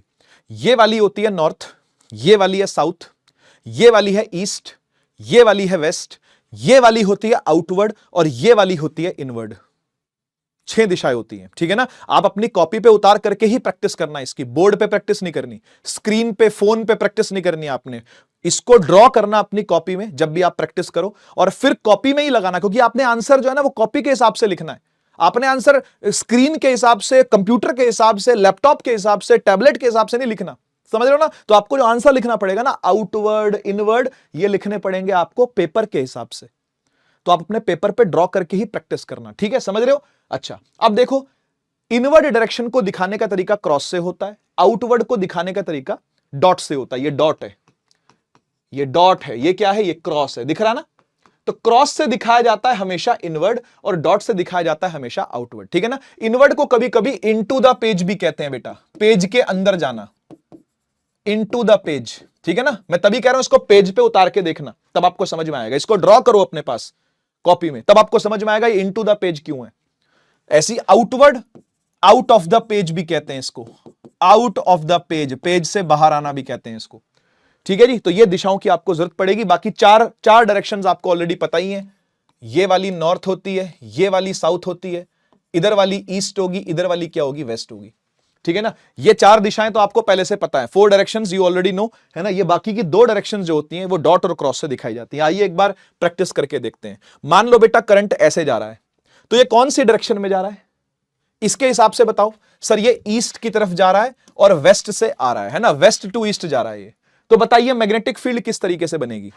तो मैग्नेटिक फील्ड बनाने के लिए आप क्या करोगे, करंट को ऐसे निकाला आपने, उंगलियां ऐसे घूमेंगी, है ना, ऐसे। ये देखो यहां से बाहर आ रही है उंगलियां, यहां से बाहर आ रही है, तो ये हो गया डॉट, समझ गए ना। और देखो यहां से जो बाहर आ रही है वो यहां घुस भी जाएगी, तो यहां बन गया क्रॉस, क्रॉस का मतलब इनवर्ड। इस तरीके से फील्ड लाइन घूमेगी इसके आसपास, ऐसे ऐसे ऐसे ऐसे ऐसे और ऐसे, आप समझे ना। इस तरीके से फील्ड लाइन घूमेगी इसमें। क्लियर हो गया ना। मैंने डॉटेड क्यों दिखाया, वो पीछे जा रही है क्योंकि वो बोर्ड के पीछे है, इसलिए डॉटेड दिखा रहा हूं। और ये बोल्ड क्यों दिखाई, क्योंकि ये बोर्ड के आगे आ रही होगी। जैसे कोई बटन सिया जाता है ना, तो उसमें धागा पीछे से घूम करके फिर ऐसे सुई घुसती है, फिर वो आगे से धागा निकाल करके फिर ऐसे ऐसे स्विंग होती है। कभी आपने बटन लगाते देखा हो मम्मी को, तो है ना। तो जो आगे से धागा आ रहा है वो ये वाला है, समझ लो। और जो पीछे की तरफ से धागा चला गया वो क्या है, वो डॉटेड है। ऐसा इमेजिन करना है, ठीक है। आइए इस पर भी प्रैक्टिस करते हैं एक बार। देखो इसमें करंट ऊपर जा रहा है, ऊपर जा रहा है, तो ऊपर की तरफ अंगूठा लगा देना है आपने, ठीक है ना। यहां से उंगली अंदर जा रही है, यहां से घूम के बाहर आएगी, बस इधर बनेगा क्रॉस और इधर बनेगा डॉट। फील्ड लाइन ऐसे डॉट से बाहर निकलती है, क्रॉस से ऐसे जाएगी, पीछे से डॉटेड बनाते हुए आपने दिखानी है। ये फील्ड लाइन की डायरेक्शन होगी, ऐसे घूमेगी, बहुत ईजी है, सही है ना। इधर आ जाओ जरा, इधर आ जाओ। करंट नीचे है, यहां से फील्ड लाइन अंदर घुसेगी और यहां से फील्ड लाइन बाहर आएगी, ऐसे चलेगा ये, ऐसे, ठीक है। टेढ़े में भी आ जाओ, तिरछे की बात भी कर लेते हैं। तिरछे में देखो करंट ऐसे है, हाँ, तो फील्ड लाइन यहां ऐसे घुसेगी, यहां से ऐसे निकलेगी। तो सर यहां से ऐसे बाहर आ रही है और यहां से अंदर घुस रही है, ये चली गई फील्ड लाइन और पीछे से घूम करके ऐसे आई। क्लियर हुआ कि नहीं हुआ, बस ये करना है आपको, ठीक है। अच्छा, अब आप मुझे ये बताओगे, होमवर्क है ये, होमवर्क है, होमवर्क। आप मुझे बताओगे कि पी पर फील्ड कैसी होगी, दोनों वायर्स की वजह से, ठीक है। एक वायर ये वाली है जिसमें करंट ऊपर जा रहा है, ये भी एक वायर है जिसमें करंट ऊपर जा रहा है। आपको बताना है इस पी पॉइंट पर, दोनों सेम डिस्टेंस पे हैं, डी डिस्टेंस पर ही पी पॉइंट है, इससे भी डी डिस्टेंस पर ही पी पॉइंट है। पी पर आप नेट फील्ड बताओगे कितनी है, टोटल मैग्नेटिक फील्ड कितनी है, इसकी वजह से, इसकी वजह से। पॉज करिए और अभी आंसर करिए। तो होपफुली आपने इसका आंसर किया होगा। मैं आगे बढ़ता हूं, ठीक है। Magnetic field produce by state conductor, अब आप समझ गए किस तरीके से चल रही है। लिखा हुआ देखो, मैग्नेटिक फील्ड लाइंस जो होते हैं वो कंसेंट्रिक सर्कल्स होते हैं। देखो करंट ऐसे सामने आ रहा है और ये फील्ड लाइन ऐसे घूम रही है ना, तो एक चक्कर थोड़ी ना बनेगा, कई सारे गोले बनेंगे। मैग्नेटिक फील्ड लाइन कोई एक सिंगल थोड़ी ना होगी, मल्टीपल फील्ड लाइंस होगी ना, तो ऐसे सारे चक्के चक्के चक्के बनेंगे, माने कॉन्सेंट्रिक सर्कल्स बनेंगे सारे। देखो लिखा हुआ magnetic field lines are concentric circles, याद रखोगे, बढ़िया। कह रहा direction of the magnetic field line reverse as we reverse the direction of the current. सही बात है, अगर करंट अभी ऊपर जा रहा है तो फील्ड लाइन ऐसे घूम रही है, करंट अगर नीचे आएगा तो क्या होगा, फील्ड लाइन उल्टी घूमेगी। अब ये एंटी क्लॉकवाइज घूम रही है, देखो कैसी घूम रही है, एंटी क्लॉकवाइज, है ना। और जब करंट नीचे की तरफ आएगा तो सारी क्या करेंगी, क्लॉकवाइज घूमने लगेंगी, क्लॉकवाइज घूमने लगेंगी। सही बात है ना। तो लिखा हुआ देखो, लिखा हुआ देखो, current flows upward, direction of magnetic field lines are anti clockwise. Current flows downward, direction are clockwise. समझ गए, ठीक है। Field lines produced is directly proportional to the current, inversely proportional to the distance from the conductor. ये बात बड़ी important है, इसलिए मैं हाईलाइट कर रहा हूं इस चीज को कि भाई इस पर सवाल आया हुआ है, भाई पहले भी आया हुआ है, कई बार आया हुआ है, आ भी सकता है आगे भी, ठीक है। कि मैग्नेटिक फील्ड लाइन जो प्रोड्यूस होती है वो करंट के साथ डायरेक्टली प्रोपोर्शनल होती है। मतलब जितनी ज्यादा डेंस फील्ड आपको दिख रही है ना, वो इसलिए दिख रही है क्योंकि इस वायर में करंट ज्यादा चल रहा है। समझ जाओ, वायर में जितना ज्यादा करंट होगा उसके आसपास बनने वाली फील्ड लाइन उतनी ही तगड़ी बनेगी, ठीक है। और जितना दूर जाते जाओगे फील्ड लाइन कमजोर पड़ती जाएगी। जितना जितना दूर जाते जाओगे, ये वाली फील्ड, यहां पर फील्ड ज्यादा तगड़ी है, यहां फील्ड और कमजोर, यहां और कमजोर, यहां और कमजोर, यहां और कमजोर, यहां और कमजोर, कमजोर कमजोर पड़ती चली जाएगी। नोट कर लीजिएगा इस पॉइंट को, ठीक है ना। 23 में आया हुआ है बेटा, ड्राइंग करनी है आपको। देखो ये जो चैप्टर है ना, ये डायग्राम रिच चैप्टर है। मैं आपको सच बताऊं तो डायग्राम्स की प्रैक्टिस तो करनी पड़ेगी, पेंसिल तो चलानी पड़ेगी भाई, मल्टीपल टाइम्स घिसनी पड़ती है पेंसिल, तब आपको डायग्राम ढंग से क्लियर होते हैं, याद होते हैं, सुंदर बनते हैं। और सुंदर डायग्राम बनाओगे तो ही पेपर में नंबर मिलेंगे भाई, ध्यान रखना इस चीज का। तो सुंदर डायग्राम की प्रैक्टिस तो करनी ही पड़ेगी, आज नहीं तो कल। Draw the pattern of the magnetic field line produced around a vertical current carrying straight conductor passing through a. ये देखो वही कार्डबोर्ड वाली बात हो रही है। कार्डबोर्ड आपने दिखा दिया इस तरीके से, ये देखो एक कार्डबोर्ड दिखाया, उसके अंदर एक छेद दिखाया, छेद में से आपने वायर पास करवा दी। वायर में कह रहा है करंट ऊपर जा रहा है, जा रहा है तो जा रहा है भाई, ठीक है। इसके आसपास क्या बनेगी, फील्ड लाइन ऐसे ऐसे बननी चालू हो जाएगी। आया समझ में क्या, बस ये दिखानी है आपको, ठीक है।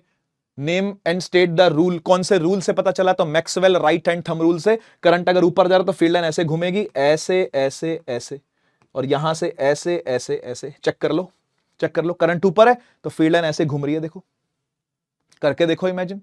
और इमेजिन नहीं होता तो एक बार कॉपी करके देखो इसको, एक बार कॉपी में उतारो, एक बार कॉपी में नोट करो इसको, फिर देखो कि लग रहा है कि नहीं लग रहा है, लगेगा, ठीक है। List two factors on which the strength of magnetic field at a point due to a current carrying state conductor depends। ये देखो आ गए ना दो फैक्टर। तो भाई दो फैक्टर क्या है, एक तो है जो करंट जा रहा है उसकी वैल्यू कितनी है, जो मैग्नेटिक फील्ड होगी वो डायरेक्टली प्रोपोर्शनल होगी करंट के, कितना करंट इसमें जा रहा है, फील्ड उसके डायरेक्टली प्रोपोर्शनल। और जितना दूर देखोगे भाई, जितना डिस्टेंस ज्यादा होगा भाई, उतनी कम होती चली जाएगी, यानी इनवर्सली प्रोपोर्शनल टू डिस्टेंस भी है, ठीक है ना।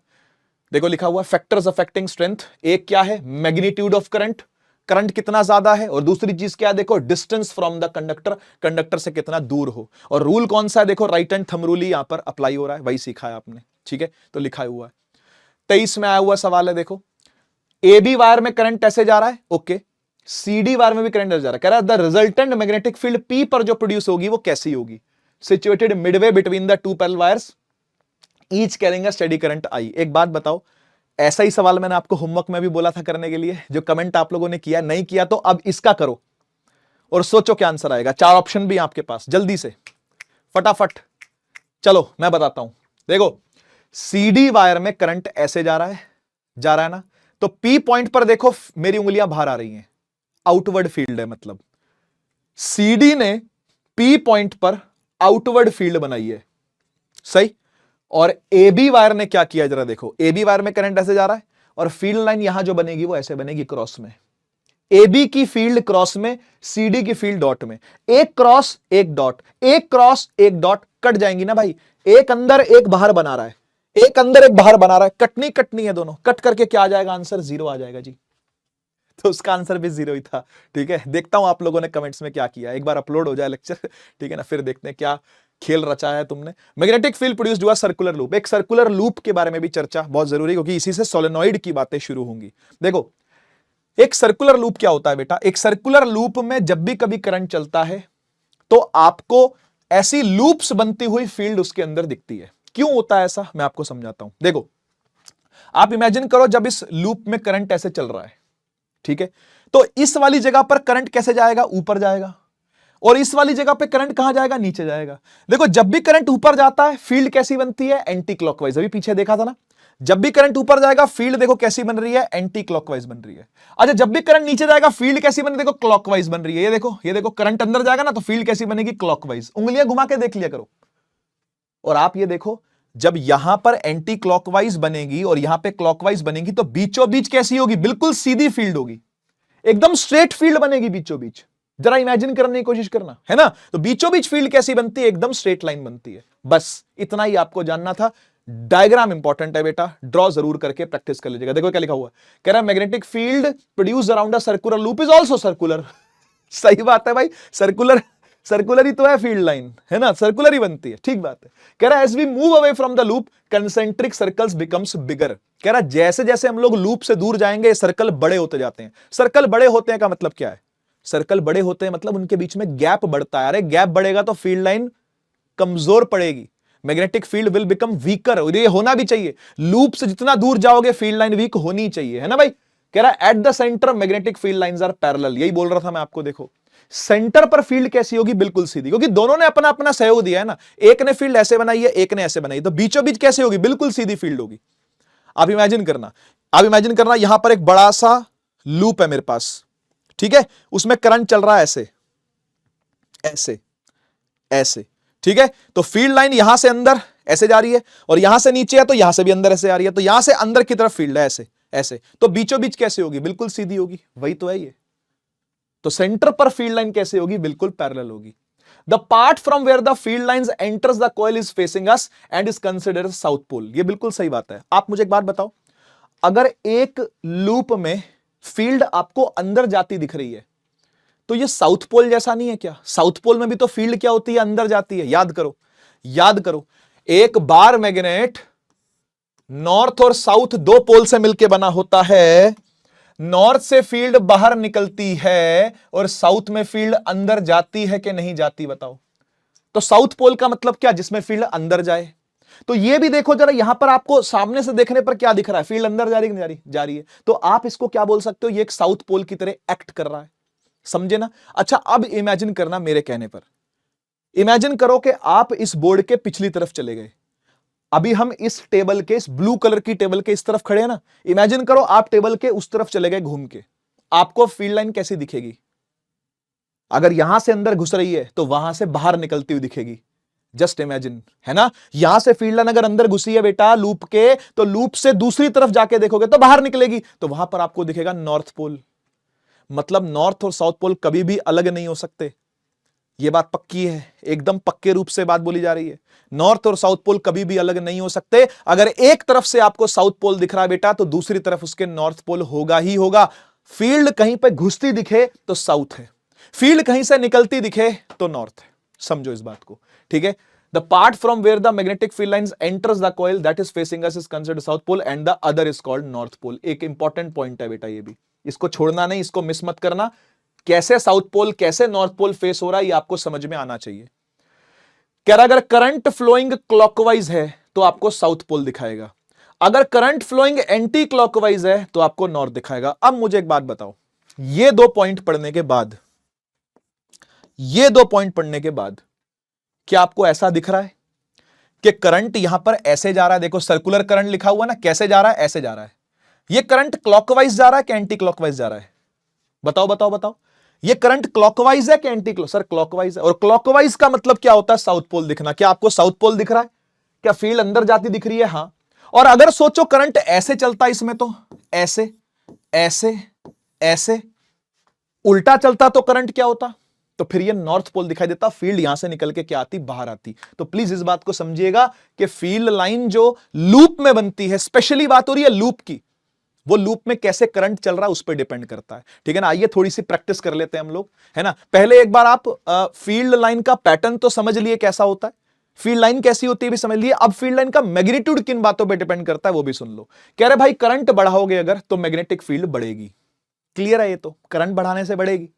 कह रहा नंबर ऑफ टर्न्स बढ़ा दिए अगर आपने, मतलब आपने एक टर्न का गोला नहीं बनाया, आपने क्या किया? एक और टर्न का गोला ले लिया, फिर एक और टर्न ले लिया, फिर एक और टर्न ले लिया, फिर एक और टर्न। जितने टर्न्स बढ़ाते जाओगे फील्ड भी और डेंस होती जाएगी और इंटेंस होती जाएगी और तगड़ी होती जाएगी, ऐसा बताया जा रहा है, ठीक है? कह रहा रेडियस जितनी कम रखोगे, मतलब लूप जितना छोटा रखोगे बेटा, एक लूप ऐसा है और एक लूप ऐसा है, कौन सी फील्ड ज्यादा इंटेंस बनेगी? बोले जितनी छोटी रेडियस है उसकी, जितनी छोटी रेडियस है उतना ही फील्ड क्या आएगा बेटा, ज्यादा आएगा। तो ये बातें आपको पता होनी चाहिए, पूछी जा सकती हैं, बिल्कुल पूछी जा सकती हैं, ठीक है। चलिए थोड़ी सी प्रैक्टिस कर लेते हैं। मेरे को ये शक्ल देख के बताओ इसकी, करंट क्लॉकवाइज है कि एंटी क्लॉकवाइज है? क्लॉकवाइज एंटी क्लॉकवाइज समझते हो? नहीं समझते तो ये बताओ, घड़ी की सुई की दिशा में घूम रही है कि घड़ी की सुई की उल्टी दिशा में घूम रही है? करंट जो है वो जो करंट है वो सुई की ही दिशा में चल रहा है। घड़ी की सुई जैसे चलती है, देखो घड़ी की सुई कैसे चलती है, ऐसे। ये 12 बजे, 1 बजे, 2 बजे, 3 बजे, 4 बजे, क्या ऐसे चल रहा है क्या करंट? नहीं, उल्टा चल रहा है भाई। उल्टा चल रहा है तो क्या बोलेंगे? एंटी क्लॉकवाइज करंट है ना? क्या बोलेंगे? एंटी क्लॉकवाइज करंट है। और करंट आई से डिनोट होता है, पता है ना, इसलिए आई लिख रहा हूं बार बार, ठीक है। एंटी क्लॉकवाइज करंट अगर होता है तो पोल कौन सा दिखाई देता है? नॉर्थ दिखाई देता है। तो यहां पर आपको कौन सा पोल दिखाई देगा बेटा? नॉर्थ पोल दिखाई देगा। समझ गए ना? यहां आ जाओ, यहां आपको क्या दिख रहा है? क्लॉकवाइज है कि एंटी क्लॉकवाइज है? अगेन एंटी क्लॉकवाइज है भाई। भाई क्लॉकवाइज होता तो करंट ऐसे चलता ना, सुई की दिशा में चलता, ये उल्टा चल रहा है। ये भी नॉर्थ पोल ही है जी, ये भी नॉर्थ पोल है, समझेगा? तो जब भी कभी करंट एंटी क्लॉकवाइज चलेगा, पोल सदा ही नॉर्थ बनेगा। अब आपको मैं इसका एक जुगाड़ भी सिखा देता हूं ताकि आप कभी भूलो ही ना। इधर आओ, क्या आपको एंटी क्लॉकवाइज में एन दिखाई दे रहा है? बोलो हां या ना। हां सर दिख रहा है। एन मतलब वो नॉर्थ है, खत्म हो गया जुगाड़, बहुत सिंपल। एंटी क्लॉकवाइज में एन आता है, एन मतलब नॉर्थ, खत्म, बहुत सिंपल। और दूसरा वाला कौन है? क्लॉकवाइज, उसमें साउथ ही आएगा। दो ही होते हैं पोल, नॉर्थ साउथ के अलावा तो कोई होते नहीं। ईस्ट वेस्ट पोल तो कभी सुने नहीं हमने जी, नॉर्थ और साउथ पोल ही होते हैं। तो ठीक है, एंटी क्लॉकवाइज अगर है तो नॉर्थ पोल ही आएगा, ही आएगा, ही आएगा। नोट कर लीजिएगा इस चीज को, ठीक है ना। लो जी देख लो, क्लॉकवाइज है तो साउथ पोल, ये देखो क्लॉकवाइज है ना, क्लॉकवाइज है ना, तो क्रॉस में फील्ड दिख रही है, क्रॉस में फील्ड दिख रही है मतलब साउथ पोल बनेगा। क्रॉस का मतलब क्या होता है? अंदर फील्ड जा रही है, अंदर फील्ड जा रही है तो साउथ ही आएगा। ऐसे यहां पर देखो एंटी क्लॉकवाइज तो क्या आएगा? नॉर्थ। एंटी क्लॉकवाइज करंट है देखो तो नॉर्थ पोल ही आएगा, यानी बाहर को फील्ड आएगी हमेशा। तो डॉट दिखा रखे हैं, डॉट दिखाने का मतलब बाहर फील्ड आना, यानी नॉर्थ पोल बनना। और देखो ये रहा एक लूप, ये 3D डायग्राम दे रखा है आपको, वो भी एनसीईआरटी का। ये क्या समझा रहा है समझो, ये कह रहा है कि भाई एक तरफ से अगर फील्ड बाहर निकल रही है तो पक्की बात है कि वो घूम के घुस भी रही होगी वापस। ऐसा तो नहीं हो सकता कि फील्ड लाइन निकल गई और गायब है, ऐसा नहीं होता ना। तो फील्ड लाइन अगर कहीं से निकली है तो घूम के वापस आएगी, घूम के वापस आएगी, घूम के वापस आएगी। मेरे करण अर्जुन आएंगे, मेरे करण अर्जुन आएंगे, आसमान की छाती फाड़ कर आएंगे, धरती का सीना चीर कर आएंगे, पर मेरे करण अर्जुन आएंगे। तो फील्ड लाइन अगर गई है तो बेटा लौट के आएगी ही आएगी। तो एक तरफ से नॉर्थ पोल है तो दूसरी तरफ से साउथ पोल होना निश्चित है, होगा ही होगा, क्योंकि एक तरफ से फील्ड लाइन घुसेगी तो वो साउथ पोल कहलाएगा और जहां से निकलेगी वो नॉर्थ पोल कहलाएगा। देख लो, आप चेक कर लो। बार मैग्नेट के साथ एक कंपैरिजन भी यहां पर दिखा रखा है और बहुत ही बेहतरीन तरीके से डायग्राम के माध्यम से आपको, क्योंकि डायग्राम रिच चैप्टर है भाई, डायग्राम रिच चैप्टर है, तो आप प्रैक्टिस करिएगा डायग्राम्स की, ठीक है। Very very important. सीबीएसई 2023 पढ़ लो। कह रहा है correct pattern of magnetic field lines of the field produced by current carrying circular loop कौन सा है जी? हाँ जी, हाँ जी बताइए। नॉर्थ से फील्ड बाहर निकल रही है, साउथ में अंदर जा रही है, सही है।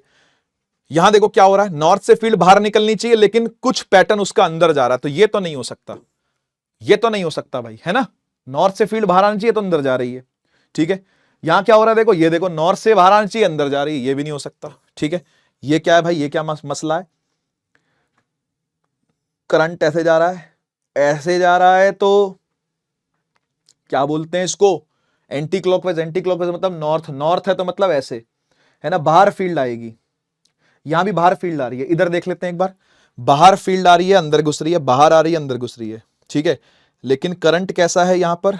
ये कौन सा करंट है? Anti clock. एंटी क्लॉक मतलब नॉर्थ पोल है, ठीक है ना। ये भी सही है, ये भी सही है, लेकिन ये पैटर्न पूरा नहीं है, ये पैटर्न कंप्लीट पैटर्न है। तो सी ऑप्शन मेरे हिसाब से ज्यादा सही है, क्योंकि भाई यहां पर मिसिंग क्यों है? लाइनें और होती ना, ऐसे ऐसे ऐसे ऐसे लाइनें और होनी चाहिए ना, जैसे वहां पे है, ठीक है ना। तो ये थोड़ा सा मिसिंग पैटर्न है, ये ठीक बन रहा है लेकिन पैटर्न थोड़ा सा मिसिंग है, तो डी को अपन सपोर्ट नहीं करेंगे भाई, है ना। सी हमारा करेक्ट आंसर है, ठीक है। आगे चलते हैं। 23 का एक और सवाल देखो भाई जरा। कह रहा है strength of the magnetic field produce at the centre of a current carrying circular coil increases on increasing the number of turns. ये सही बात है ना, नंबर ऑफ टर्न्स बढ़ते हैं, देखो लिखा हुआ है यहां पे साफ साफ, नंबर ऑफ टर्न्स बढ़ाओगे तो इंक्रीज करेगी बाय इंक्रीजिंग द, बिल्कुल सही बात है, ट्रू है ये ट्रू है। कह रहा current in each circular turn has the same direction and the same magnetic field due to each turn, then just adds up, बिल्कुल सही बात है। हर लूप की अपनी अपनी मैग्नेटिक फील्ड है, हर लूप में सेम करंट चल रहा है, तो सबकी अपनी अपनी मैग्नेटिक फील्ड जुड़ती जाती है ना, एडअप होती जाती है ना, इसलिए ये भी ट्रू है और बिल्कुल सही एक्सप्लेनेशन लिखी हुई है, इससे करेक्ट एक्सप्लेनेशन हो भी नहीं सकती इसकी। मैग्नेटिक फील्ड लाइंस किसी सोलेनॉइड की कैसी होती है? देखो सोलेनॉइड एक इंपॉर्टेंट टॉपिक है, ऐसा कोई साल नहीं गया जब सोलेनॉइड पे सवाल नहीं आया। हो सकता है पिछले 10 सालों में से कोई 1 या 2 बार ऐसा साल रहा हो कि जब सोलेनॉइड पर सवाल नहीं आया, नहीं तो सोलेनॉइड तो भाई मैं आपको बताऊं सीबीएसई वालों का फूफा है। हाँ, सीबीएसई वालों का फूफा है, मतलब फूफा जी को नाराज नहीं कर सकते ना, जैसे ऐसे ही सोलेनॉइड को भी नाराज नहीं कर सकते, हर बार इंक्लूड करना बहुत जरूरी है। तो ये कौन है? सीबीएसई का फूफा, जरा नोट कर लेना। Who is solenoid? Comment section में बताओ जरा, कौन है सोलेनॉइड? सीबीएसई का फूफा है ये आएगा ही आएगा, ठीक है, आता ही आता है, तो आप इसको मिस मत करिएगा। डायग्राम बहुत प्यारा बना हुआ है, चाहे तो इसी को आप नोट कर सकते हो, कोई दिक्कत वाली बात नहीं है। आइए समझते हैं सोलेनॉइड सबसे पहले क्या होता है। कह रहा है ये एक कॉइल है, कॉइल समझते हो ना, स्प्रिंग जैसा, हाँ, of many circular turns of insulated copper wire wrapped closely in the shape of a cylinder. Cylinder की शेप में इसको पास पास पास पास पास पास करके बनाते हैं। अब होता क्या है, इसमें से करंट पास करवाते हैं। देखो करंट पास करेगा, ऐसे घूमता हुआ आएगा, ऐसे ऐसे ऐसे ऐसे ऐसे घूमता हुआ आएगा। तो भाई यहां पर इधर से अगर देखा जाए, अगर मैं आंख लगा के एक तरफ से देखूंगा तो मुझे ये लूप ही तो दिखेगा ना, मेरे को ये बाकी सारे थोड़ी दिख रहे होंगे। आप खुद सोचो, आप स्प्रिंग को जब ऐसे देखोगे इस तरफ से, तो आपको तो एक छेद ही दिखेगा ना भाई, आपको ये बॉडी थोड़ी दिखेगी स्प्रिंग की। तो वही मेरे साथ भी हो रहा है, मुझे भी यहां से सिर्फ एक ही छल्ला दिख रहा है उसका। देयर आर मल्टीपल छल्ले, यू अंडरस्टैंड व्हाट इज छल्ले? छल्ले मतलब लूप्स। मुझे सिर्फ एक ही लूप दिखेगा कोने वाला, और मैं बोलूंगा भाई यहां से तो फील्ड लाइन बाहर आ रही है, और बाहर आ रही है तो फिर मेरी आंख में घुस रही होगी, मैं कहूंगा भाई नॉर्थ है, बस मेरी आंख में मत घुसाओ, नॉर्थ है समझे ना बात को? तो फील्ड लाइन जब बाहर आएगी तो क्या बोलेंगे? नॉर्थ है। और एक बात बताओ, अगर लूप में से एक तरफ से फील्ड बाहर आ रही है तो पक्की बात है कि बाहर आके कहीं तो जाएगी। तो अगर मैं आंख लगा के यहां से देखूं इसको, सोलेनॉइड को इस तरफ से देखूं, पीछे से देखूं, तो फील्ड लाइन अंदर जाती दिखेगी, यानी मैं डिक्लेयर कर दूंगा कि ये साउथ पोल है। तो आपको दिख रहा है ये बार मैग्नेट जैसा ही तो बन गया। बार मैग्नेट की भी तो फील्ड लाइन ऐसी थी, नहीं थी क्या? बार मैग्नेट याद है ना, फील्ड लाइन ऐसी तो बनाता है, सोलेनॉइड की भी ऐसी होती है, एक तरफ नॉर्थ एक तरफ साउथ, और काफी सेपरेशन भी होगी बीच में, है ना। देखो यहां पे लिखा भी हुआ है, याद करो बार मैग्नेट को, पढ़ दिया मैंने नोट्स में आपको पूरा दिखेगा, यहां नहीं दिख रहा, ठीक है ना। तो याद करो बार मैग्नेट को भाई, बार मैग्नेट की याद आनी चाहिए आपको इसको देख करके, ठीक है ना।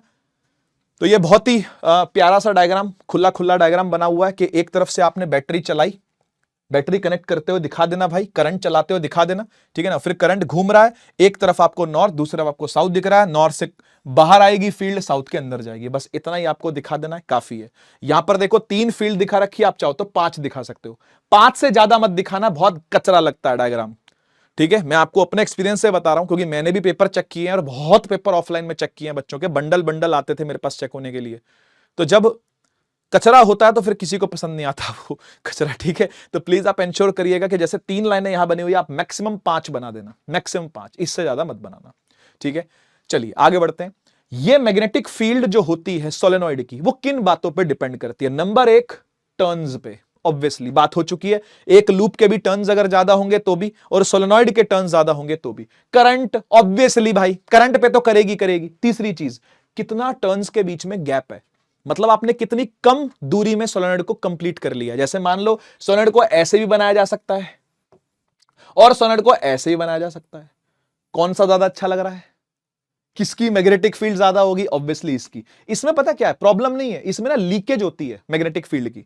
मैग्नेटिक फील्ड लाइन यहां पे बनेगी ना, तो ऐसे बनेगी, देखो ऐसे ऐसे, है ना, फिर थोड़ी सी ऐसे ऐसे करती हुई जुड़ेगी। इसमें क्या होता है, इसमें लगातार ऐसे तर तर तर तर तर ऐसे घूम जाएगी, तर तर तर तर तर ऐसे घूम जाएगी, समझ गए ना। तो यहां पे अपनी अपनी फील्ड लाइन का लीकेज जो है ना, वो थोड़ा सा ज्यादा बनता है। ये अपने अपने में थोड़ा ज्यादा रहते हैं, जुड़ेंगे भी लेकिन बहुत कम जुड़ेंगे। क्या मेरी बात की फील ले पा रहे हो आप? अपनी अपनी फील्ड लाइन इनकी थोड़ी ज्यादा बनती है, क्योंकि गैपिंग ज्यादा है। आई होप आप समझ पाओगे, तो ये थोड़ा सा ज्यादा बेटर है।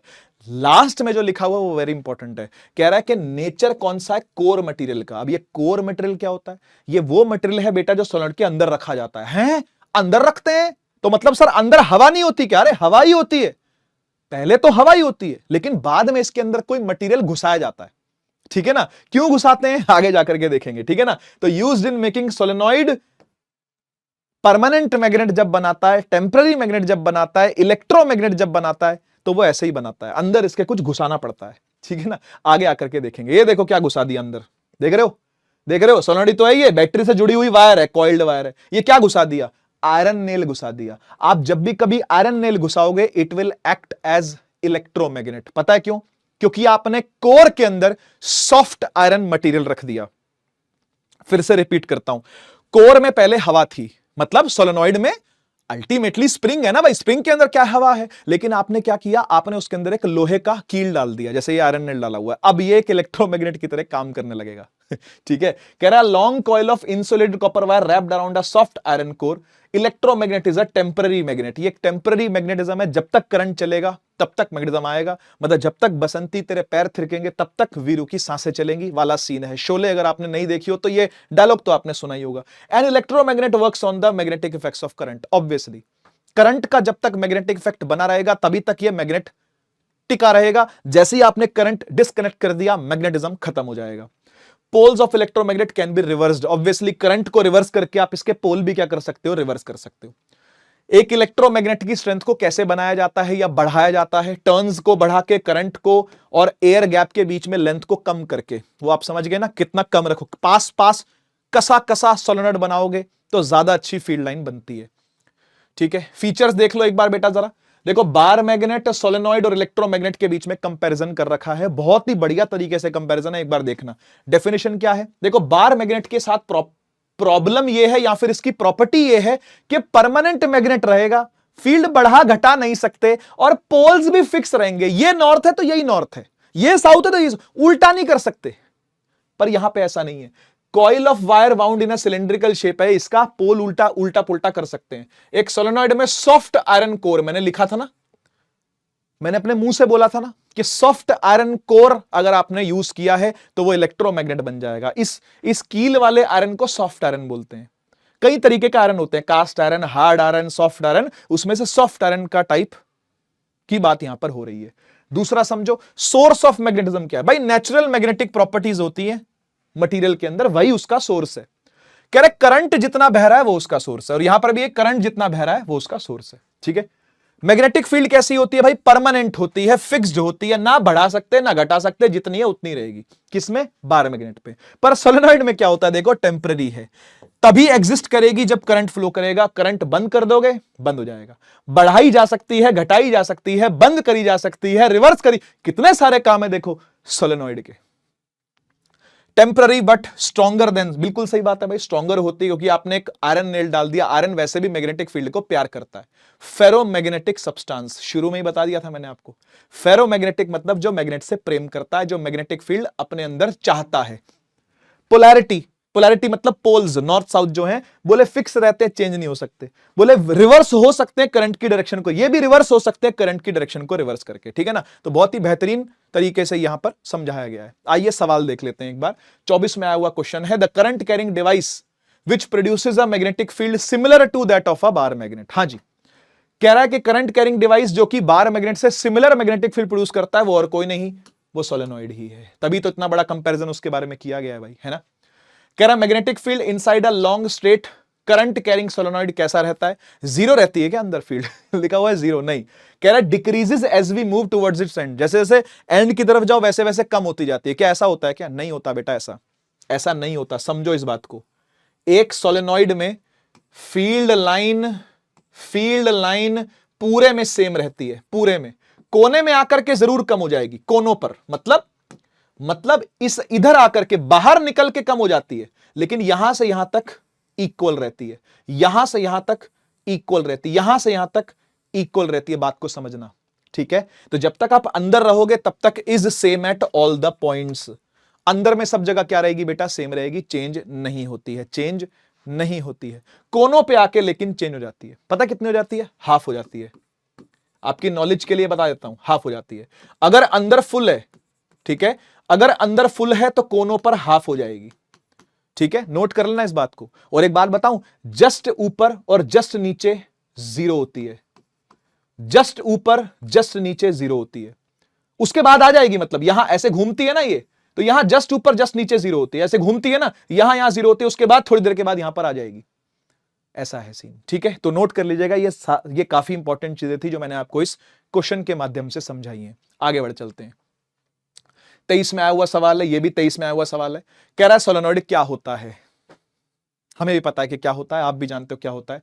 कह रहा है when does a solenoid behave as a magnet, ये मैग्नेट की तरह कब बिहेव करता है, करंट पास करोगे तो करेगा, ठीक है। कह रहा है ड्रॉ द पैटर्न, देखो ड्रॉइंग हर जगह आई हुई है, हर जगह आएगी ही आएगी बेटा। Magnetic field produce inside it showing the direction of the, आप शो करो मैग्नेटिक फील्ड लाइन कैसी है, ठीक है। कह रहा है for the current carrying solenoid as shown draw magnetic field lines and give reason to explain that out of the 3 points A B C at which the field strength is maximum at which point it is minimum. मैंने आपको बताया हुआ, देखो ये ए जो है ये inside point है, यहां पर फुल रहेगी, फुल रहेगी। सी जो है वो एंड का पॉइंट है, यहां पे हाफ हो जाएगी, और बी जो है वो जस्ट अबव है, तो यहां पर क्या रहती है, जीरो रहती है। बात को समझो, ठीक है, बता दिया था मैंने आपको पहले ही, पूरा लिखा हुआ देखो। कह रहा है सोलेनोइड एक लॉन्ग सिलेंड्रिकल कॉइल है इंसुलेटेड कॉपर वायर का, वुंड क्लोजली, आप इसको पढ़ सकते हो, सब कुछ समझाया हुआ है, ऐसा कुछ नहीं है जो कि नया हो, आप ही के लिए छोड़ करके जा रहा हूं इसको। नोट्स आपको मिल जाएंगे लेक्चर अपलोड होते ही, टेलीग्राम पे जाकर के डिस्क्रिप्शन में लिंक है, वहां से भी आप ये देख सकते हो, कोई दिक्कत वाली बात नहीं है ना। पढ़ के अपन टाइम वेस्ट नहीं करते, आगे बढ़ते हैं। अब आता है बेटा एक नया टॉपिक, अलग टॉपिक है ना, और कुछ बच्चे चाहें तो यहां पर इस लेक्चर को बंद भी कर सकते हो, ठीक है। कुछ बच्चे दो बार नए नए जो आते हैं, जो रिवीजन करना है उनकी बात नहीं कर रहा, रिवीजन करना है वो तो वन शॉट में रिवीजन कर जाएंगे, ठीक है ना। लेकिन जो बच्चे पहली बार पढ़ रहे हैं, ठीक है ना, मैं मानता हूं कि यहां तक आप एक बार प्रैक्टिस कर लो, मेरी बात मानो, यहां तक आप प्रैक्टिस कर लो, इसके आगे से आप कल देखना, ठीक है। क्योंकि अब फोर्स की बात होगी, फिर डोमेस्टिक इलेक्ट्रिक सर्किट, वो एक अलग दिशा में चला जाएगा चैप्टर, ठीक है ना। तो यहां तक कि आप लोग प्रैक्टिस करें और फिर लौट करके आना, ठीक है, आगे का चैप्टर कवर करने के लिए। चाहे एक दिन ले लो, आराम से सारे डायग्राम्स की प्रैक्टिस कर लो, ठीक है। जो बच्चे रिवीजन करने के लिए आए हैं या फिर दूसरी बार देखने के लिए आए हैं, स्वागत है आप सभी का। शुरू करते हैं हम लोग, ठीक है। फोर्स की बात करते हैं। देखो ये जो फोर्स लग रही है, क्यों लग रही है, और ये किस फोर्स की बात हो रही है। देखो ये जो फोर्स है इसका नाम है मैग्नेटिक फोर्स, जी हां, क्या नाम है फोर्स का, मैग्नेटिक फोर्स। अब ये मैग्नेटिक फोर्स किस पर लग रही है पता है, ये लग रही है एक करंट कैरिंग वायर पर। क्यों, कौन लगा रहा है, मैग्नेट लगा रहा है क्या, हां मैग्नेट लगा रहा है।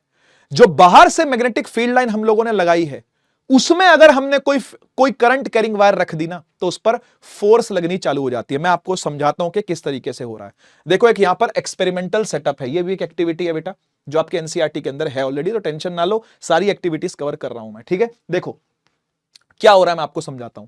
क्या आपको यहां पे एक हॉर्स शू मैग्नेट दिखाई दे रहा है, बिल्कुल। इसका एक सिरा नॉर्थ होता है, दूसरा सिरा जो है वो साउथ होता है। ये नॉर्थ है साउथ है ऐसा मान लेते हैं, ठीक है। अब इसमें क्या कर रखा है कि ए बी लेंथ की एक पत्ती कंडक्टर लटका रखा है और इसको वायर से जोड़ रखा है, इसको वायर से जोड़ रखा है, और वायर जुड़ी हुई किससे, बैटरी से। मतलब यहां पर क्या क्या इंक्लूड है, यहां पर एक करंट कैरिंग वायर इंक्लूड है, उसको हमने एक बाहर की फील्ड में रखा हुआ है। देखो बाहर की फील्ड कहां है, मैं आपको दिखा देता हूं। यहां हो सकता है नॉर्थ पोल हो इसका, है ना, और यहां हो सकता है इसका साउथ पोल हो, सही बात है ना, है ना, यहां नॉर्थ यहां साउथ। तो फील्ड लाइन कैसे चलेगी मेरे बच्चे, फील्ड लाइन ऐसे चलेगी, नॉर्थ से साउथ। क्या बात सही है, क्या बात सही है, फील्ड लाइन कैसे चलेगी, नॉर्थ से साउथ चलेगी, ठीक है। अब करंट पास होगा, धर धर धर धर धर धर धर धर धर धर धर घूमता घूमता घूमता करंट ऐसे आया और इसमें से ऐसे पास हुआ, ऐसे जा रहा है, ऐसे अंदर की तरफ जा रहा है, फिर अंदर से ऐसे निकल करके दर दर दर दर दर घूम करके वापस बैटरी में आ गया। तो वैसे में पता क्या होगा, जैसे ही आप इसमें करंट चालू करवाओगे ना, जैसे भी चालू हुआ था, इस लटकी हुई ए बी पत्ती जो है ना, ये कंडक्टर जो है ना, ये फोर्स खाएगी, ये झूलेगी ऐसे करके, हां ऐसा ही होता है, ये झूलेगी, इसका झूला बन जाएगा ऐसा ही होता है। ये जो फोर्स लग रही है ना, इसको बोलते हैं मैग्नेटिक फोर्स। ये कैसे आई, कहां से आई है, तो समझिए इस बात को। देखो एक करंट कैरिंग वायर अपने आप में एक मैग्नेट होता है कि नहीं होता, अभी हमने देखा। तो एक करंट कैरिंग वायर अपने आप में क्या है, मैग्नेट है। तो यार एक मैग्नेट के सामने जब दूसरा मैग्नेट आ जाएगा तो क्या प्यार करेंगे क्या, हां पोल्स के हिसाब से प्यार भी कर सकते हैं, लेकिन फोर्स भी तो लग सकती है ना। तो वो अट्रैक्टिव या रिपल्सिव जैसे भी फोर्स होती है, वो प्यार या नफरत जो भी होता है वो इसको मिलेगा। आप समझे ना? तो एक तरीके से करंट कैरिंग वायर का मुकाबला किससे हो रहा है? एक परमानेंट मैग्नेट से हो रहा है। एक टेम्पररी मैग्नेट का मुकाबला एक परमानेंट मैग्नेट से हो रहा है। द टाइम स्टार्ट्स नाउ, टन टन टन तो फाइट शुरू होने वाली है। तो ये दोनों क्या कर रहे हैं? एक दूसरे के ऊपर फोर्स लगा रहे हैं, और बाहर वाली फोर्स थोड़ी स्ट्रॉन्गर है, इसलिए फोर्स कौन खा रहा है? बेचारा टेम्पररी मैग्नेट खा रहा है, बेचारा करंट कैरिंग वायर खा रहा है। आइए पढ़ते हैं क्या लिखा हुआ है। कह रहा है when a current carrying conductor is placed in a magnetic field. यहां तक बात समझ में आई क्या लिखी हुई है? इधर तक की लाइन समझो, इधर तक की लाइन समझो। कह रहा जब एक करंट कैरिंग कंडक्टर को फील्ड में रख दिया जाता है तो एक फोर्स लगती है उसके ऊपर which can make the conductor move, जिसकी वजह से कंडक्टर क्या करता है? मूव करता है। यस, चलने लगता है, घूमने लगता है, टहलने लगता है, नाचने लगता है, ये सब होता है। ठीक है, हम इस फोर्स की डायरेक्शन को फ्लेमिंग के लेफ्ट हैंड रूल से निकालते हैं। ठीक है ना, फ्लेमिंग का लेफ्ट हैंड रूल बहुत इजी रूल है ये। इसमें क्या है मैं आपको बता देता हूं। देखो, आपको अपना लेफ्ट हैंड एक्टिव रखना है इसमें, उसमें राइट हैंड था। देखो, मैक्सवेल का राइट हैंड थंब रूल था, वो अलग था। ये है फ्लेमिंग का लेफ्ट हैंड रूल। इसमें एफ से होता है फादर, एम से होता है मदर, सी से होता है चाइल्ड। Father, mother, child. मेरे पीछे पीछे दोहराना जरा। ये जो अंगूठा है इसको फादर बुलाना है, ये जो पहली वाली उंगली है इसको मदर बुलाना है, ये जो बीच वाली उंगली है इसको करंट बुलाना है, चाइल्ड बुलाना है। तो father, mother, child, father, mother, child, F M C, F M C, F M C, father, mother, child, father, mother, child, F M C, father, mother, child, F M C, father, mother, child, F M C. अब ये F M सी क्यों बोल रहा हूं? क्योंकि F से father भी है, एफ से फोर्स भी है। मतलब ये अंगूठा फोर्स को डिनोट करेगा, मतलब किस तरफ फोर्स लगेगी वायर पे, वो ये अंगूठा बताएगा। समझ गए? ये एम मदर, म से मदर, म से मैग्नेटिक फील्ड, ये मैग्नेटिक फील्ड की डायरेक्शन होगी, ये वाली उंगली मैग्नेटिक फील्ड की डायरेक्शन होगी। और ये क्या है? ये चाइल्ड है, तो सी से चाइल्ड, सी से करंट। तो father, mother, child, force, magnetic field, current, F M C. इस तरीके से आप इसको याद कर सकते हो। और लगाने का तरीका क्या है बस अभी सीखते हैं। ठीक है ना, ये देखो ऐसे बना हुआ है।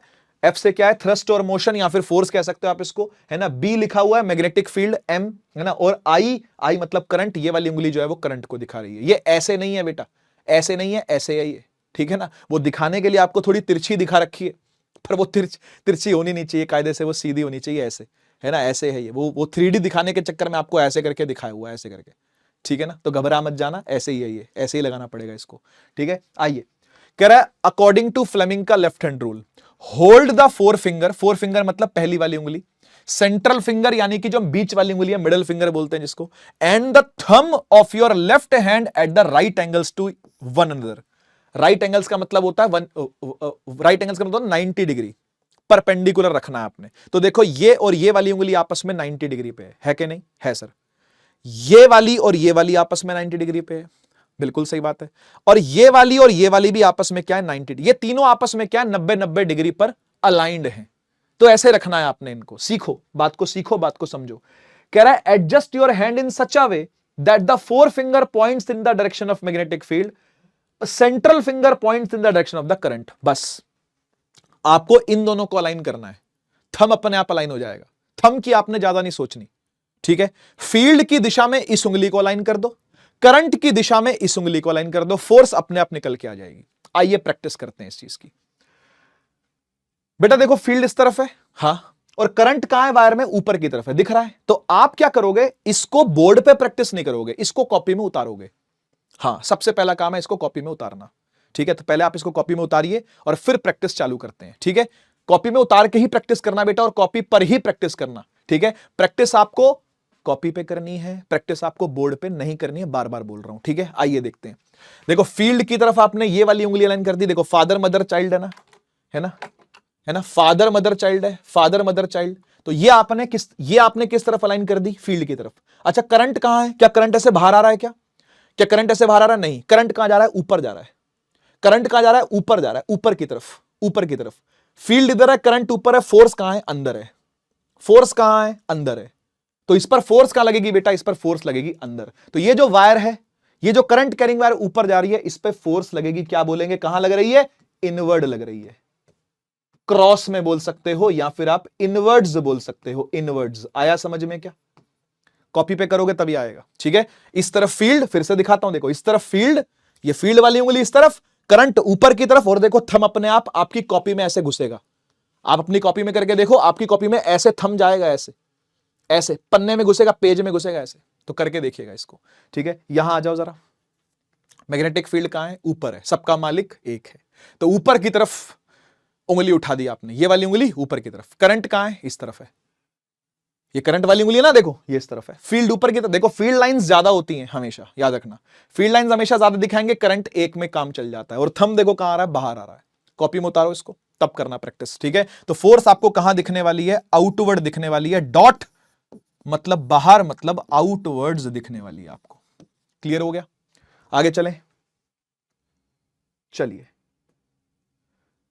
अब जिस तरीके से आपने करंट कैरिंग वायर की प्रैक्टिस करी है, ऐसे ही चार्ज्ड पार्टिकल की भी प्रैक्टिस आपके सिलेबस में है। यस, क्योंकि एक बात बताऊं, ये जो करंट कैरिंग वायर पे फोर्स लगती है ना, वो इसलिए लगती है क्योंकि चार्ज पार्टिकल पे फोर्स लगती है। असल में जो चार्ज चलता है ना, इलेक्ट्रॉन पे चार्ज है, प्रोटॉन पे चार्ज है, इन लोगों पे ही फोर्स लगती है, और ये वायर के अंदर होते हैं, इसलिए वायर पूरी फोर्स खाती है। अगर आप मुझसे पूछो कि सर करंट कैरिंग वायर पे कैसे फोर्स लग गई, तो इसलिए लग गई क्योंकि उसके अंदर बैठे इलेक्ट्रॉन्स पे फोर्स लग रही है, उसके अंदर बैठे प्रोटॉन्स पे फोर्स लग रही है। ये सच बात है। तो अब क्या करें हम? इनकी फोर्स कैसे निकालें सर?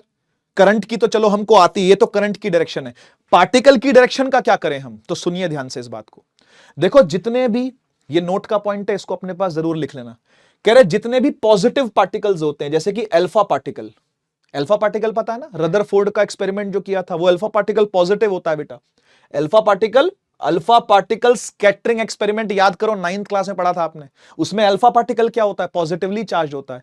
प्रोटॉन भी क्या होते हैं? पॉजिटिवली चार्ज होते हैं। कह रहा है और अदर पॉजिटिव पार्टिकल्स जितने भी होंगे, जैसे कि सोडियम का आयन हो गया, मैग्नीशियम का आयन हो गया, एल्युमिनियम का आयन हो गया, क्या बोलते हैं, अमोनियम का आयन हो गया, ये जितने भी आयन्स हैं, सिल्वर का आयन हो गया, मेटल के जितने आयन्स होते हैं, ये सब के सब पॉजिटिव पार्टिकल्स हैं। तो बोले पॉजिटिव पार्टिकल जो होते हैं ना, वो करंट जैसा ही बिहेव करते हैं। क्या मतलब बना इस बात का? मतलब ये बना कि देखो जिस डायरेक्शन में प्रोटॉन जा रहा है, उसी डायरेक्शन में आपने करंट को मानना है। उसी डायरेक्शन में आपने क्या करना है? करंट को मानना है, और मान करके फोर्स निकाल दो। देखो फील्ड इस तरफ है, हां सर इस तरफ है, प्रोटॉन नीचे जा रहा है, हां, तो मतलब करंट भी कहां जा रहा है? नीचे जा रहा है। बिहेव्स लाइक करंट, बिल्कुल करंट जैसा ही बिहेवियर करेगा वो। तो पॉजिटिव पार्टिकल नीचे, करंट वाली उंगली देखो मैंने नीचे कर दी, फोर्स अंगूठा बताएगा बाहर आ रही है। मतलब ये जो पार्टिकल था ना पॉजिटिव वाला, ये जैसे ही अंदर घुसेगा ना, ये बाहर आ जाएगा ऐसे निकल करके। ये ऐसे घुसा तर और ऐसे निकल के बाहर आ गया, ऐसे होगा। समझे ना? अब बात करते हैं नेगेटिव पार्टिकल्स की। देखो नेगेटिव पार्टिकल कौन कौन हो गए? इलेक्ट्रॉन हो गया, बीटा नेगेटिव पार्टिकल हो गया, कुछ और नेगेटिव पार्टिकल्स भी हो गए, जैसे भाई क्लोराइड का आयन, फॉस्फेट का आयन, सल्फेट का आयन, जितने भी एन आयन्स हैं, मतलब कि वो सब भी नेगेटिवली चार्ज्ड है। तो वो करंट की दिशा से उल्टी दिशा में बिहेव करेंगे। मतलब देखो लिखा हुआ है behaviour opposite to that of the current. इसका क्या मतलब हुआ सर? इसका मतलब ये हुआ बेटा, अगर इलेक्ट्रॉन ऊपर जा रहा है ना, तो आपने ऊपर की दिशा में करंट नहीं लेना, आपने मानना है कि करंट नीचे ही है। इलेक्ट्रॉन को ऊपर जाने दो, करंट कहां है? नीचे है। तो करंट नीचे मानो, फील्ड यहां है, करंट नीचे माना, फोर्स कहां आ रही है? बाहर आ रही है। यह है तरीका काम करने का, समझे ना? तो अगर कभी मैं इलेक्ट्रॉन को ऐसे छोड़ दूं ना, तो यह निकल के बाहर आ जाएगा फील्ड में से ऐसे। ऐसी प्रोटॉन को यूं छोड़ दूं ना, तो यह भी निकल के क्या आ जाएगा? बाहर आ जाएगा ऐसे। बाहर फोर्स लग रही है, दोनों पे ही आउटवर्ड फोर्स है। फोर्स कैसी है? आउटवर्ड, दोनों पे ही, अगर इसकी प्रैक्टिस करने की बात हो तो। ठीक है, अब मैं आपको एक क्वेश्चन देता हूं, पॉज करिएगा, ट्राई करिएगा, और कमेंट सेक्शन में मुझे आंसर चाहिए। This is homework number 2। Homework number 2 का मुझे आंसर आप अभी इसको बनाने के बाद देंगे, ठीक है ना? तो सपोज करते हैं कि हमारी जो मैग्नेटिक फील्ड है वो ऐसी है, ऐसी मैग्नेटिक फील्ड है, ठीक है। मैंने क्या किया, मैंने इसके अंदर एक पॉजिटिव पार्टिकल फेंक के मारा, एक नेगेटिव पार्टिकल भी फेंक के मारा, और एक न्यूट्रल पार्टिकल भी फेंक के मारा। आप बताइए इन सब पे कहां कहां फोर्स लगेगी? अगर आप ये वाला टॉपिक समझ गए हो तो आप इसका आंसर भी ठीक ठीक दोगे। कमेंट सेक्शन में देखूंगा किस किसने क्या क्या आंसर दिया है, ठीक है। तो जल्दी से एक बार कर दो, फटाफट से पॉज करो और ट्राई करो।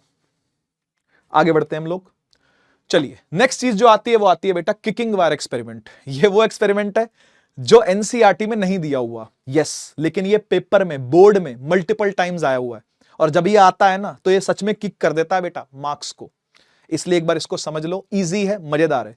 किकिंग का मतलब होता है लात मारना। तो कौन लात मार रहा है? वायर लात मार रही है। कैसे लात मार रही है, आइए इसको समझते हैं। देखो क्या होता है, ध्यान से देखिएगा। एक बैटरी कनेक्टेड दिख रही है आपको यहां पे छोटी सी, हां, तो इसका मतलब इस सर्किट में करंट है। ये पूरे सर्किट में क्या है? करंट है। इस पूरे सर्किट में क्या है? करंट है। ठीक बात। अच्छा, वायर में करंट कहां जा रहा है? यहां से नीचे जाता दिख रहा है, ये देखो, ये करंट की डायरेक्शन है। ठीक है, नीचे की तरफ करंट जा रहा है इस वायर में। सही। अब सुनो क्या होगा। इधर नॉर्थ पोल दिखा, यस। इधर साउथ पोल दिखा, यस। फील्ड कैसे चलेगी बताओ यार? फील्ड कैसे चलती है? सर फील्ड तो चलती है नॉर्थ से साउथ ऐसे, नॉर्थ से साउथ ऐसे, नॉर्थ साउथ ऐसे। सही है। अब आप मुझे एक बात बताओ, अगर इसको मैं एक क्वेश्चन बना के आपको दे दूं प्रैक्टिस के लिए, तो हो ये रहा है कि फील्ड ऐसी है ना? फील्ड ऐसी है ना, नॉर्थ से साउथ चलती है फील्ड, यस। तो फील्ड ऐसी है, और उसमें वायर कैसे जा रही है? ऐसे जा रही है, ऐसे ऐसे वायर जा रही है जिसमें करंट ये है। क्या सही बात है? क्या मुझे आप फोर्स निकाल के दिखा सकते हो? यस सर, बहुत इजी है। तो फील्ड ऐसे है, करंट नीचे है, थंब कहां आ रहा है? बाहर आ रहा है। थंब कहां आ रहा है? बाहर आ रहा है। फोर्स का लग रही है? आउटवर्ड। यानी इस वायर पर फोर्स का लगेगी? बाहर लगेगी। ये वायर पे फोर्स का लगेगी? बाहर। और ये फील्ड से बाहर आना चाहेगी, हाँ या ना बोलो? ये फील्ड से बाहर आना चाहेगी। लेकिन अब ट्विस्ट सुनो क्या है यहां पे। अब प्लॉट ट्विस्ट क्या आ रहा है स्टोरी के अंदर? स्टोरी के अंदर प्लॉट ट्विस्ट ये आ रहा है कि ये वायर को अनुमति नहीं है ऊपर से हिलने की। नीचे से हिल सकती है ये, ऊपर से नहीं हिल सकती। ऊपर से इसको एक जॉइंट दे रखा है, फ्लेक्सिबल जॉइंट है बेशक, लेकिन फिर भी एक जॉइंट है। अब जॉइंट है तो पता क्या होगा, ये जो वायर है ना, वायर मान लो ये वायर है, ऊपर से जॉइन है, जैसे मैंने हाथ से इसको पकड़ा हुआ ना, ऐसे ऐसे ऊपर से पकड़ी हुई है ये। ठीक है, फोर्स कहां लग रही है? बाहर। तो ये बाहर ऐसे आती है, ऐसे टक टक टक टक।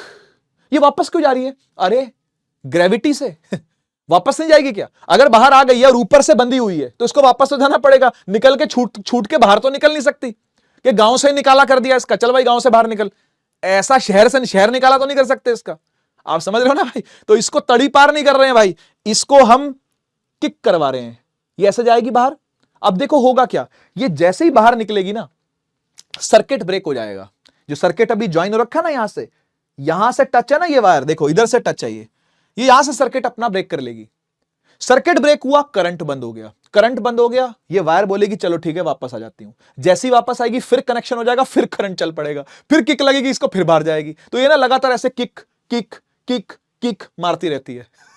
ठीक है, खेला चल रहा है, खिलौना है बेटा ये मैग्नेटिज्म से बनाया हुआ खिलौना है। इसका काम क्या है? कोई काम नहीं जी, मजे लेने वाला काम है। मजे लो इसके, बस हर चीज का काम मत पूछा करो, हर चीज का काम पूछ। इसका सर बेनिफिट तो बताइए sir, applications of kicking wire. अबे यार मजे ले रहे हैं, खिलौना है यार, चिल रहो थोड़ा यार, मौज लो थोड़ी यार। एक तो ना पता पेपर से 2 दिन पहले पढ़ने जो आते हैं ना, वही पूछते सर इसका काम बता दो सर, ये किस काम। अबे यार इसलिए कहना थोड़ा जल्दी पढ़ा करो, थोड़ा चिलीनेस होती है माइंड में, थोड़ा माइंड कूलनेस फील करता है, समझ रहे हो ना?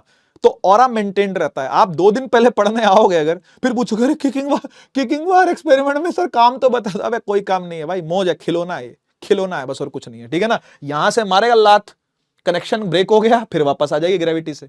ठीक है, फिर ज्वाइन करेगा, फिर करंट चलेगा, फिर किक लगेगी, टक टक टक टक। तो एक किक लगती रहती है। इसको पढ़ लो, इसको बहुत इजी है। कह रहा on pressing the switch current flows in a wire in downward direction as it is placed between the poles of magnetic, because force acts on it wire gets displaced. लिखा हुआ है भाई, wire gets displaced from its original position. जैसे ही displace होती है circuit टूट जाता है। वही बोला ना, करंट स्टॉप हो जाता है। देखो लिखा current flow stops due to which no force acts on the wire and it returns to the original position. अपनी पोजीशन पे वापस आ जाएगी ग्रेविटी से। ठीक है, अगेन सर्किट गेट्स कंप्लीटेड, फिर सर्किट कंप्लीट हो जाएगा, फिर फोर्स लगेगी। ठीक है ना? This is how it goes on repeating. बस ये लात मारती रहती है, ऐसे ही खिलौना चलता रहता है। ठीक है, बढ़िया, आगे बढ़ते हैं। कह रहा factors on which force depends. ये जो फोर्स हम पढ़ रहे हैं वायर के ऊपर, ये किन किन बातों पे डिपेंड करती है? सबसे पहले तो भाई ऑब्वियस बात है करंट पे। भाई कितना करंट चल रहा है वो तो मैटर करेगा ना। दूसरा है मैग्नेटिक फील्ड पे। तीसरा है कितनी लंबी लेंथ वायर की फील्ड के अंदर है। तो लेंथ नहीं है, टोटल लेंथ नहीं होती, लेंथ इनसाइड द फील्ड। यहां लिख देता हूं मैं, लेंथ इनसाइड द फील्ड कितनी है। इनसाइड फील्ड पूरी पूरी लेंथ नहीं, फील्ड के अंदर की लेंथ। और चौथा है कि एंगल पे भी डिपेंडेंसी है। एंगल पे कैसे डिपेंडेंसी है मैं आपको समझा देता हूं। मान लो ये फील्ड है, ठीक है, मान लो ये मैग्नेटिक फील्ड है, आपने अगर वायर ऐसे रखी हुई है, ठीक है, तो फोर्स लगेगी मैक्सिमम, ठीक है, मैक्सिमम फोर्स आएगी। अगर आपने वायर ऐसे रखी है, तिरछी तिरछी वायर, समझ रहे हो ना, जैसे ये 90 डिग्री है, ये कोई और एंगल है ना, तो यहां पर फोर्स मैक्सिमम नहीं लगेगी, यहां पर कुछ फोर्स तो आएगी। लेकिन बेटा अगर आपने वायर ऐसे रख दी ना, ऐसे, इस तरीके से, तो फोर्स जीरो हो जाती है। तो ये एंगल पर डिपेंडेंसी है, ठीक है। ऐसे ही अगर आपने वायर ऐसे रख दी ना, एंटी पैरेलल बोलते हैं इसको रखना, तो भी फोर्स क्या हो जाती है, जीरो हो जाती है। यहां पे फोर्स जीरो से तो बड़ी होती है लेकिन मैक्सिमम नहीं होती, ठीक है। तो एंगल पर भी डिपेंडेंसी है। वो कोने में डायग्राम मैंने बना दिया, नोट जरूर कर लेना उसको, ठीक है ना। आइए सीबीएसई 2024 का एक क्वेश्चन कर लेते हैं। क्या लिखा हुआ है, ये एक पैटर्न आपको दे रखा है फील्ड का, इलेक्ट्रॉन ऐसे फेंका, प्रोटॉन ऐसे फेंका। आइए एक बार जज करते हैं। भाई देखो, प्रोटॉन नीचे है तो करंट कहां होगा, प्रोटॉन एक पॉजिटिव पार्टिकल है तो करंट भी नीचे ही होगा भाई, करंट भी नीचे ही होगा, यानी करंट ऐसे ही चल रहा है। अच्छा, इलेक्ट्रॉन ऊपर चल रहा है, करंट कहां है, करंट सर नीचे ही चलेगा, करंट सर नीचे ही चलेगा। क्या बात सही है? तो बस फील्ड ऐसे, करंट ऐसे, फोर्स बाहर, फील्ड ऐसे, करंट ऐसे, फोर्स बाहर, फोर्स बाहर आ रही है, ठीक है ना। क्या लिखे, both pointing out of the plane of the paper, paper के प्लेन से। मैंने बोला कॉपी में प्रैक्टिस करोगे तब समझ में आएगा ये प्लेन ऑफ द पेपर कैसे ऑप्शन टिक हो गया भाई। कॉपी में बनाओ तो सही, एक बार उसको, एक बार कॉपी में बनाओ, कॉपी में ही रूल लगाना, आप सीधा इसको टिक करोगे बी वाले को, ठीक है जी। हाँ जी, अल्फा पार्टिकल की चर्चा हो रही है जी, बताओ यार, अल्फा पार्टिकल अगर नीचे है तो करंट कहां है? अल्फा पार्टिकल एक पॉजिटिव पार्टिकल है, करंट भी कहां होगा मालिक, नीचे ही होगा। तो नीचे करंट है, फील्ड ऐसे है, थंब आ रहा है बाहर की तरफ, बाहर आ रहा है तो पेज से बाहर निकल रहा है, बोलेंगे आउट ऑफ द पेज, बोलेंगे आउट ऑफ द पेज। इसलिए बोल रहा हूं कॉपी पे बना के प्रैक्टिस करो, ऐसे समझ नहीं आएगा, कॉपी पे बना के प्रैक्टिस करिएगा इसकी, ठीक है ना। 2024 का ही क्वेश्चन था ये भी, ठीक है। चलिए आइए डोमेस्टिक सर्किट की तरफ चलते हैं। तो शुरुआत करते हैं हम लोग डीसी एसी से। देखो डीसी एसी कुछ स्कूल्स में करवाया जा रहा है, कुछ स्कूल्स में नहीं करवाया जा रहा। मैं कोई रिस्क नहीं लेने वाला, मैं तो करवाऊंगा भाई। तो 2 मिनट सुन लो बस, डीसी एसी को सिलेबस में है नहीं है, हमारे में करवाया है नहीं करवाया, हम इस बोर्ड के उस बोर्ड के, भाई कोई दिक्कत नहीं है, कर लो। कल को कोई भरोसा नहीं है, स्कूल में ना करवाएं पेपर में आ जाए, है ना। मैं रिस्क नहीं ले सकता भाई, मुझे मेरे बच्चे के पूरे नंबर चाहिए भाई, बात खत्म, ठीक है। तो सुन लो, कोई बात नहीं। डीसी की फुल फॉर्म होती है डायरेक्ट करंट, एसी की फुल फॉर्म होती है ऑल्टरनेटिंग करंट। डीसी अपनी डायरेक्शन को कभी चेंज नहीं करता, ये वही करंट है जो आपने आज तक पढ़ा है, बैटरी में से निकला, पॉजिटिव से निकला, नेगेटिव में घुस गया, वही है डीसी। ये सेल बैटरी से निकलता, देखो लिखो ना, सेल या बैटरी से निकलता है। ये रिपल्सिव करंट है, कह रहा है वोल्टेज चेंज नहीं हो सकती, मोर पावर लॉस होता है जब लंबे लंबे ट्रांसमिशन होते हैं, तो इसलिए दूर तक डीसी को भेजा नहीं जा सकता। तो डीसी कहां यूज होता है फिर? अबे घर में यूज होता है, छोटे मोटे सर्किट में, है ना। घड़ी में सेल लगा लो, रिमोट में सेल लगा लो, वो वाला रिमोट होता है, कौन सा वाला, वो गाड़ी खोलने बंद करने वाला, सेंट्रल लॉकिंग, हाँ उसमें रिमोट लगा लो, है ना। घड़ी में सेल लगा लो, वो वाली जो घड़ी होती है उसमें डीसी बैटरीज यूज होती हैं, छोटे छोटे करंटों के लिए डी, क्योंकि ज्यादा लंबे डिस्टेंस पर चलता नहीं है, पावर लॉस ज्यादा करने लगता है। इधर आ जाओ जरा, एसी के बेनिफिट ही बेनिफिट हैं। हमारे घरों में जो अप्लायंसेस चलते हैं, जो करंट आता है दूर से चल करके, वो एसी ही है। कह रहा है ये अपनी डायरेक्शन को चेंज कर सकता है, इलेक्ट्रिक पावर से ही ऑब्टेन करते हैं इसको। एसी जनरेटर ही एसी प्रोड्यूस करता है, जैसे यहां पर सेल या बैटरी प्रोड्यूस करती है, यहां पर जनरेटर ही एसी जनरेटर, एकमात्र एसी जनरेटर ही है जो एसी को प्रोड्यूस करता है। जो जनरेटर लगे होते हैं ना, वो देखे ना, बड़े बड़े पंखे लगे होते हैं, विंड मिल लगे होते हैं, है ना। ऐसी डैम पर आपने देखा होगा टरबाइन लगे होते हैं बड़े बड़े, तो वही है जो बिजली को प्रोड्यूस करते हैं। एसी जनरेटर का दूसरा नाम डायनमो भी है, कुछ बच्चे इसको डायनमो भी बुलाते हैं, बचपन में सुना होता है डायनमो, उन्होंने किताबों में लिखा होता है। एसी जनरेटर और डायनमो एक ही चीज है, ठीक है। अट्रैक्टिव, ठीक। कह रहा है voltage can be changed, voltage change हो सकती है, ऊपर नीचे वोल्टेज होती रहती है। लेस पावर लॉस है ओवर लॉन्ग ट्रांसमिशन, लंबे ट्रांसमिशन पर पावर लॉस होता है लेकिन बहुत कम होता है, इसलिए इसी को यूज किया जाता है दूर के ट्रांसमिशन के लिए। करंट देखो कैसे चलता है, ऊपर गया, नीचे गया, ऊपर गया, बाई डायरेक्शनल करंट चलता है। एक बार इधर से करंट आएगा, एक बार इधर से आएगा, फिर इधर से, फिर इधर से, फिर इधर से, फिर इधर से। इधर से आने वाला करंट पूरा मर जाएगा, फिर ये उठेगा, फिर ये मर जाएगा, फिर ये उठेगा, फिर ये मर जाएगा। वेव्स की तरीके से करंट आता है। तो यहां पर इस तरीके से करंट चल रहा है। यहां पर क्या हो रहा है, देखो करंट सेम चल रहा है, टाइम के साथ करंट का वेरिएशन नहीं हो रहा है, ठीक है ना। थोड़ा बहुत होता भी है तो वो डीसी, फ्लक्चुएटिंग डीसी बोलते हैं उसको, ठीक है। ये था AC DC. This is domestic electric circuit जो आपके सामने बना हुआ है। आइए इसको भी समझ लेते हैं। देखो भाई, इसमें 3 तरीके की तार होती है। एक होती है लाइव वायर, एक होती है न्यूट्रल वायर और एक होती है अर्थ वायर। लाइव वायर मतलब पॉजिटिव जुड़ा हुआ बैटरी के साथ, ऐसा समझ सकते हो आप। न्यूट्रल का मतलब नेगेटिव जुड़ा हुआ बैटरी के साथ, यानी कि यहां से करंट आएगा, पूरे घर के अंदर घूमेगा और निकल करके यहां से चला जाएगा। देखो नाम से वो न्यूट्रल है, लेकिन कभी छू मत देना बेटा। कहने को वो न्यूट्रल है, लेकिन छू दिया बेटा अगर तो झटका लग जाएगा पक्का, ठीक है ना। तो समझेगा बात को कि यहां से करंट जा रहा है, घूमेगा घूमेगा घूमेगा अप्लायंसेस में से होता हुआ और ये निकल करके वापस चला जाएगा। तो this is the main circuit. लाल रंग से दिखाया जाता है लाइव वायर को, न्यूट्रल वायर को दिखाते हैं ब्लैक कलर से। ये कलर कोडिंग है, ठीक है। अब इसमें एक तीसरी तार भी आपको दिख रही होगी जिसका नाम है अर्थ वायर। इसके बारे में थोड़ी सी जानकारी अभी दूंगा, आगे दूंगा, सुनते जाइएगा। अर्थ वायर का रंग जो है, जो कोड है, वो ग्रीन कलर का है। और अर्थ वायर की खास बात यह है कि ये कभी भी मेन सर्किट का पार्ट नहीं बनती। मेन सर्किट कौन? जहां से करंट आया, 220 वोल्ट से करंट आता है ना, ये करंट आया आया आया और यहां से निकल के चला गया। इस सर्किट का ये पार्ट नहीं है। तो फिर किस सर्किट का पार्ट है? आप देखो ये ग्रीन वायर किससे जुड़ी हुई है? ये सीधा अप्लायंस से जुड़ी होती है, डायरेक्टली। यस, ये देखो डायरेक्टली अप्लायंस, डायरेक्ट यहां पर आप अप्लायंस जोड़ोगे ना, ये सॉकेट है, इधर अप्लायंस कनेक्ट करोगे, यहां अप्लायंस, यहां आपने प्रेस लगा दी, यहां आपने वॉशिंग मशीन लगा दी, यहां पर आपने माइक्रोवेव अवन लगा दिया, टीवी लगा दिया, एसी लगा दिया, अलग अलग आपने अप्लायंस लगा दिए। तो उनके साथ इसका सीधा कनेक्शन होता है। क्यों होता है आगे जाकर के देखेंगे, अभी इसको पूरा समझ लो। देखो सबसे पहले फ्यूज लगा रहता है। फ्यूज का काम क्या है? जब भी पीछे से ज्यादा करंट आएगा फ्यूज वायर पिघल जाते हैं। इलेक्ट्रिसिटी के अंदर हमने इसका मेन काम पढ़ लिया था, क्या है? ये अपने आप को शहीद कर देता है, सेक्रीफाइस कर देता है और घर के अप्लायंसेस को जलने से बचा लेता है। ये इसका मेन काम है। इसके बाद करंट आगे बढ़ता है। इलेक्ट्रिक मीटर के अंदर पावर एनर्जी जो है वो रिकॉर्ड होगी, किलोवाट आवर के अंदर एनर्जी रिकॉर्ड होती है। आपको पता है बिल जो है वो यहीं से ही आता है, इसी को देख के वो बिल बना के बेचते हैं।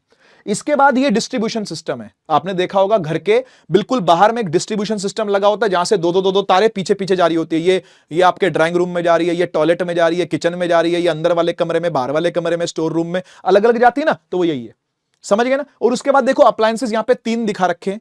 तीनों अप्लायंस 220 वोल्ट के वोल्टेज पर कनेक्टेड होने चाहिए और सेम वोल्टेज पर कनेक्ट होने के लिए इनको पैरेलल में जुड़ना पड़ता है। सीरीज में डोमेस्टिक सर्किट नहीं होता, पैरेलल में ही होता है। तो देख लो पैरेलल में कनेक्टेड है तीनों, सही बात है, ठीक है ना। तो ये थी मेन बातें। अब अर्थिंग की बात समझते हैं। देखो अर्थिंग का मतलब क्या है? अगर आपका अप्लायंस या आपका घर अर्थ नहीं हो रखा, यानी अर्थ वायर नहीं जुड़ी हुई है, तो होगा पता है क्या? देखो क्या लिखा हुआ है, इलेक्ट्रिक सिस्टम विदाउट अर्थिंग। आप जैसे ही किसी इलेक्ट्रिक इक्विपमेंट को टच करोगे, जैसे इसने ये टच किया, ये चूल्हे को या कोई भी चीज है इसको टच किया, तो करंट इसके थ्रू चला जाएगा। ये करंट कहां से आया? देखो यार, कोई भी अप्लायंस हर समय परफेक्ट तो नहीं रहेगा, हर साल परफेक्ट तो नहीं रहेगा। साल दर साल उसमें डिफॉर्मिटीज आने लगती हैं, अंदर अंदर वायर्स जो है वो निकलने लगती है। यहां से वहां आप अप्लायंस लेके घूमते रहते हो, मान लो प्रेस है, आयरन है, वो तो घूमेगी। तो कुछ समय के बाद क्या होता है, कुछ करंट आ करके इसके सरफेस पे जमना चालू हो जाता है। इसे बोलते हैं लीकेज करंट। क्या बोलते हैं? Leakage current. या फिर ऐसा भी होता है कि कुछ चार्ज आकर के इंड्यूस हो जाता है सरफेस पर। चार्ज का इंड्यूस होना मतलब चार्ज आके जम जाना सरफेस पर। अब ऐसे में क्या होगा कि आपने अगर इसको छू दिया तो ये चार्ज आप में से होकर के चला जाएगा धरती में और करंट आपको लग जाएगा, क्योंकि you will be the part of the circuit. तो ऐसा ही देख इस भाई के साथ हुआ है ना। देख यहीं से करंट आया और करंट आकर के धरती में चला गया, यानी ये सर्किट का पार्ट बन गया। तो इससे अच्छा ये नहीं है क्या कि हम एक अर्थ वायर और जोड़ दें। ये देखो यहां से अर्थिंग कर रखी है इसकी, दिख रही है ये देखो, यहां से डायरेक्ट अर्थ के साथ इसको जोड़ रखा है, डायरेक्ट अप्लायंस को जोड़ रखा है। तो भाई इसमें से करंट बह के क्यों जाएगा? अब करंट बोलेगा जब मुझे आसान रास्ता दिख गया है, करंट बोलेगा जब मुझे एक इजी पाथ दिख गया है तो मैं सीधा धरती में चला जाता हूं। तो जितना भी करंट आकर के इसके ऊपर जमता है, चार्ज आके जमता है, लीकेज करंट यहां पर आकर के घूमने लगता है, तो ये सारा का सारा करंट चला जाता है कहां पे? धरती में। बस यही काम था अर्थवायर का, समझ गए ना। पढ़ लो एक बार, लिखा हुआ the process of connecting the metal body. जो अप्लायंस की मेटल बॉडी होती है उसे अर्थ से जोड़ देना using a wire to prevent electric shock. इससे झटका नहीं लगेगा, इससे जो करंट पास होगा हम सर्किट का पार्ट नहीं बनेंगे, जान माल को हानि नहीं होगी। ठीक है जी, बहुत बढ़िया।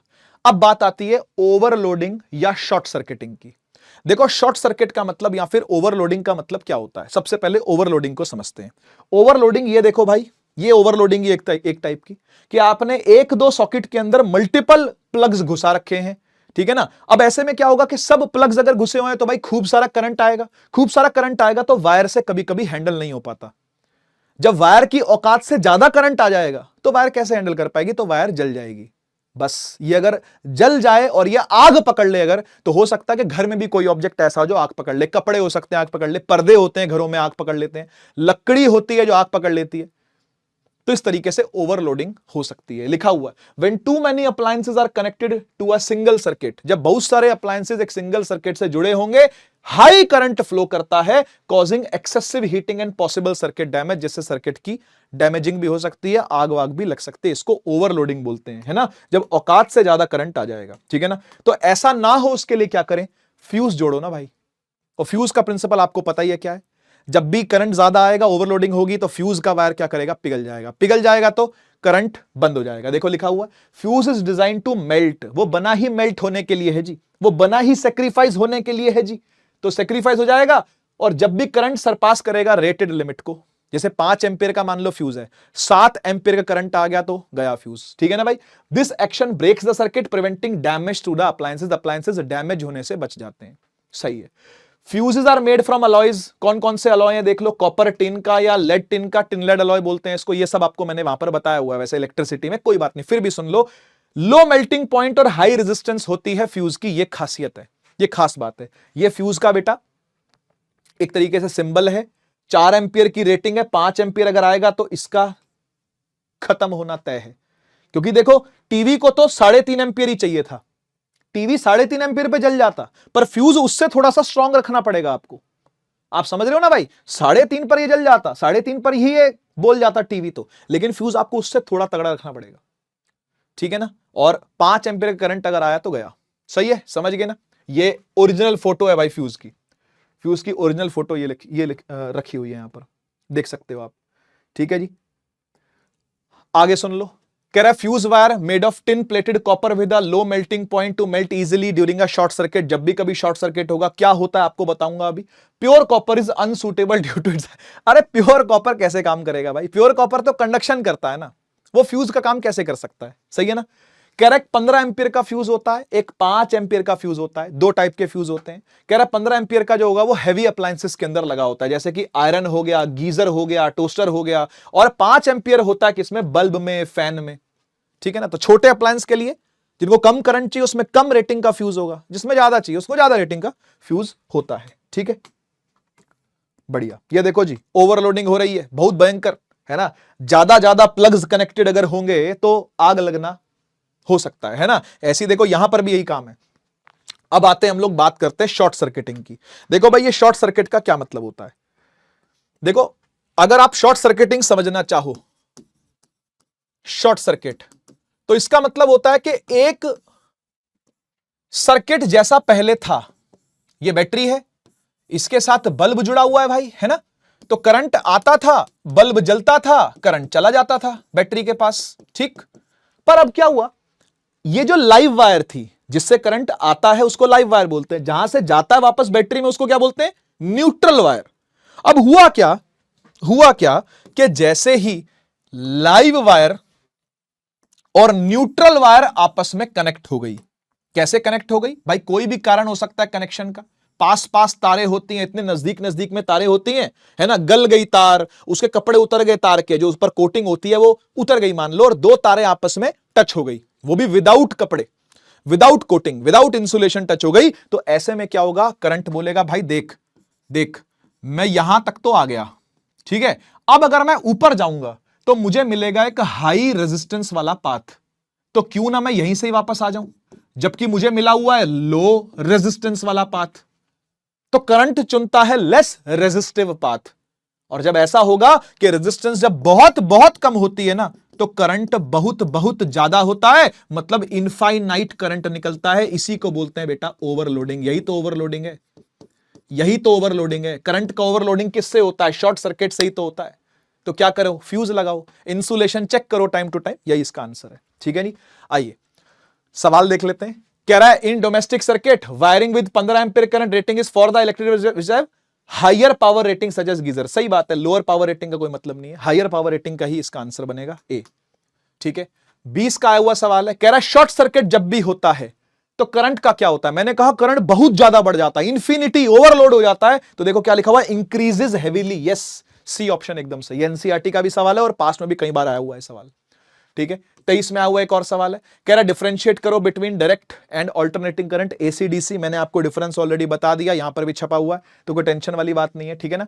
अच्छा, एक बात और सुन लो, फ्रीक्वेंसी जो एसी की होती है, यस, फ्रीक्वेंसी का मतलब होता है एक सेकंड में कितनी बार करंट पलटता है, तो वो 50 है, 50 हर्ट्ज है। ठीक है, याद रखना ये बात, यहां लिखा भी हुआ है शायद। हाँ, कह रहा type of current produce by power plants in our countries alternating current. हमारे देश में जो करंट प्रोड्यूस होता है वो एसी होता है, अल्टरनेटिंग करंट, और उसकी फ्रीक्वेंसी इंडिया में है 50 हर्ट्ज, यूएस में होती है 60 हर्ट्ज, हमारे यहां 50 हर्ट्ज है। 50 हर्ट्ज का मतलब हुआ कि एक सेकंड में 50 बार पलटता है। देखो लिखा हुआ है इट चेंजेस डायरेक्शन 50 टाइम्स पर सेकेंड। 50 बार डायरेक्शन को पलटेगा, मतलब टोटल कितना हो गया, 100 बार, 100 टाइम्स करंट पलटेगा, है ना। मतलब एक सेकंड में 50 बार पलट रहा है, 50 बार ऑसिलेट कर रहा है, तो करंट कितनी बार पलटा, हर ऑसिलेशन में 2 बार पलटा, तो 100 times current will be reversed, ऐसा बोलना चाहिए, है ना। लिख देता हूं यहां पर 100 टाइम्स करंट रिवर्स होगा, 100 टाइम्स आई जो है वो रिवर्स होगा, ऐसा बोलना चाहिए। ठीक है, बढ़िया। चलो भाई, जिन जिन बच्चों को अब नोट्स चाहिए, ठीक है, वो यहां पर स्कैन कर सकते हैं, डिस्क्रिप्शन में जाके देख सकते हैं। मैं इसको जानबूझ करके लास्ट में ही लाता हूं हमेशा, ताकि यहां तक पहुंचो तो सही लेक्चर देखने के लिए। क्योंकि भाई देखो, शुरू में ले आऊंगा ना तो बहुत भीड़ इकट्ठी हो जाती है, फिर वो भीड़ बाकी बच्चों को परेशान करती है। जो सीरियस बच्चा है, जो एंड तक टिका रहेगा किसी भी लेक्चर के अंदर, उसी को ये बेनिफिट मिलना चाहिए भाई, है ना। और इस पर हम बहुत कुछ और भी चालू करने वाले हैं। ऐसा नहीं कि सिर्फ इस पर नोट्स आएंगे और अपडेट्स आएंगे, ऐसा कुछ नहीं है। इस पर मैं लाइव भी आऊंगा, जब धीरे धीरे थोड़ा सा इस चैनल पर से भी मैं ज्यादा कंटेंट डाल दूंगा थोड़ा, तो मैं इस पर लाइव भी आऊंगा आप लोगों से मिलने के लिए। ठीक है ना, मिलेंगे, बातें करेंगे, आप लोग की प्रॉब्लम्स को भी डिस्कस करेंगे। तो टेंशन बिल्कुल ना ले, जल्दी से ज्वाइन कर लें टेलीग्राम को। तो भाई आज के लिए इतना काफी है। Magnetic effects of electric current जितना मैंने सोचा था उससे भी जल्दी ये पूरा हो गया है, और हर एक पॉइंट को कवर करते हुए हम लोग आगे बढ़े हैं, प्रैक्टिस करते हुए आगे बढ़े हैं, पीवाईक्यूज सारे करते हुए आगे बढ़े हैं। तो भाई जितने भी सवाल हो सकते थे और जो रेलेवेंट थे और जो अलग हट के सवाल थे, वो सारे मैं लेकर के आया हूं एक कंप्लीट पैकेज के फॉर्म में। मैंने आपको ये चैप्टर बना करके दिया है। ठीक है, तो कैसा लगा ये चैप्टर भाई, कमेंट सेक्शन के अंदर भर देना, भरना पड़ेगा।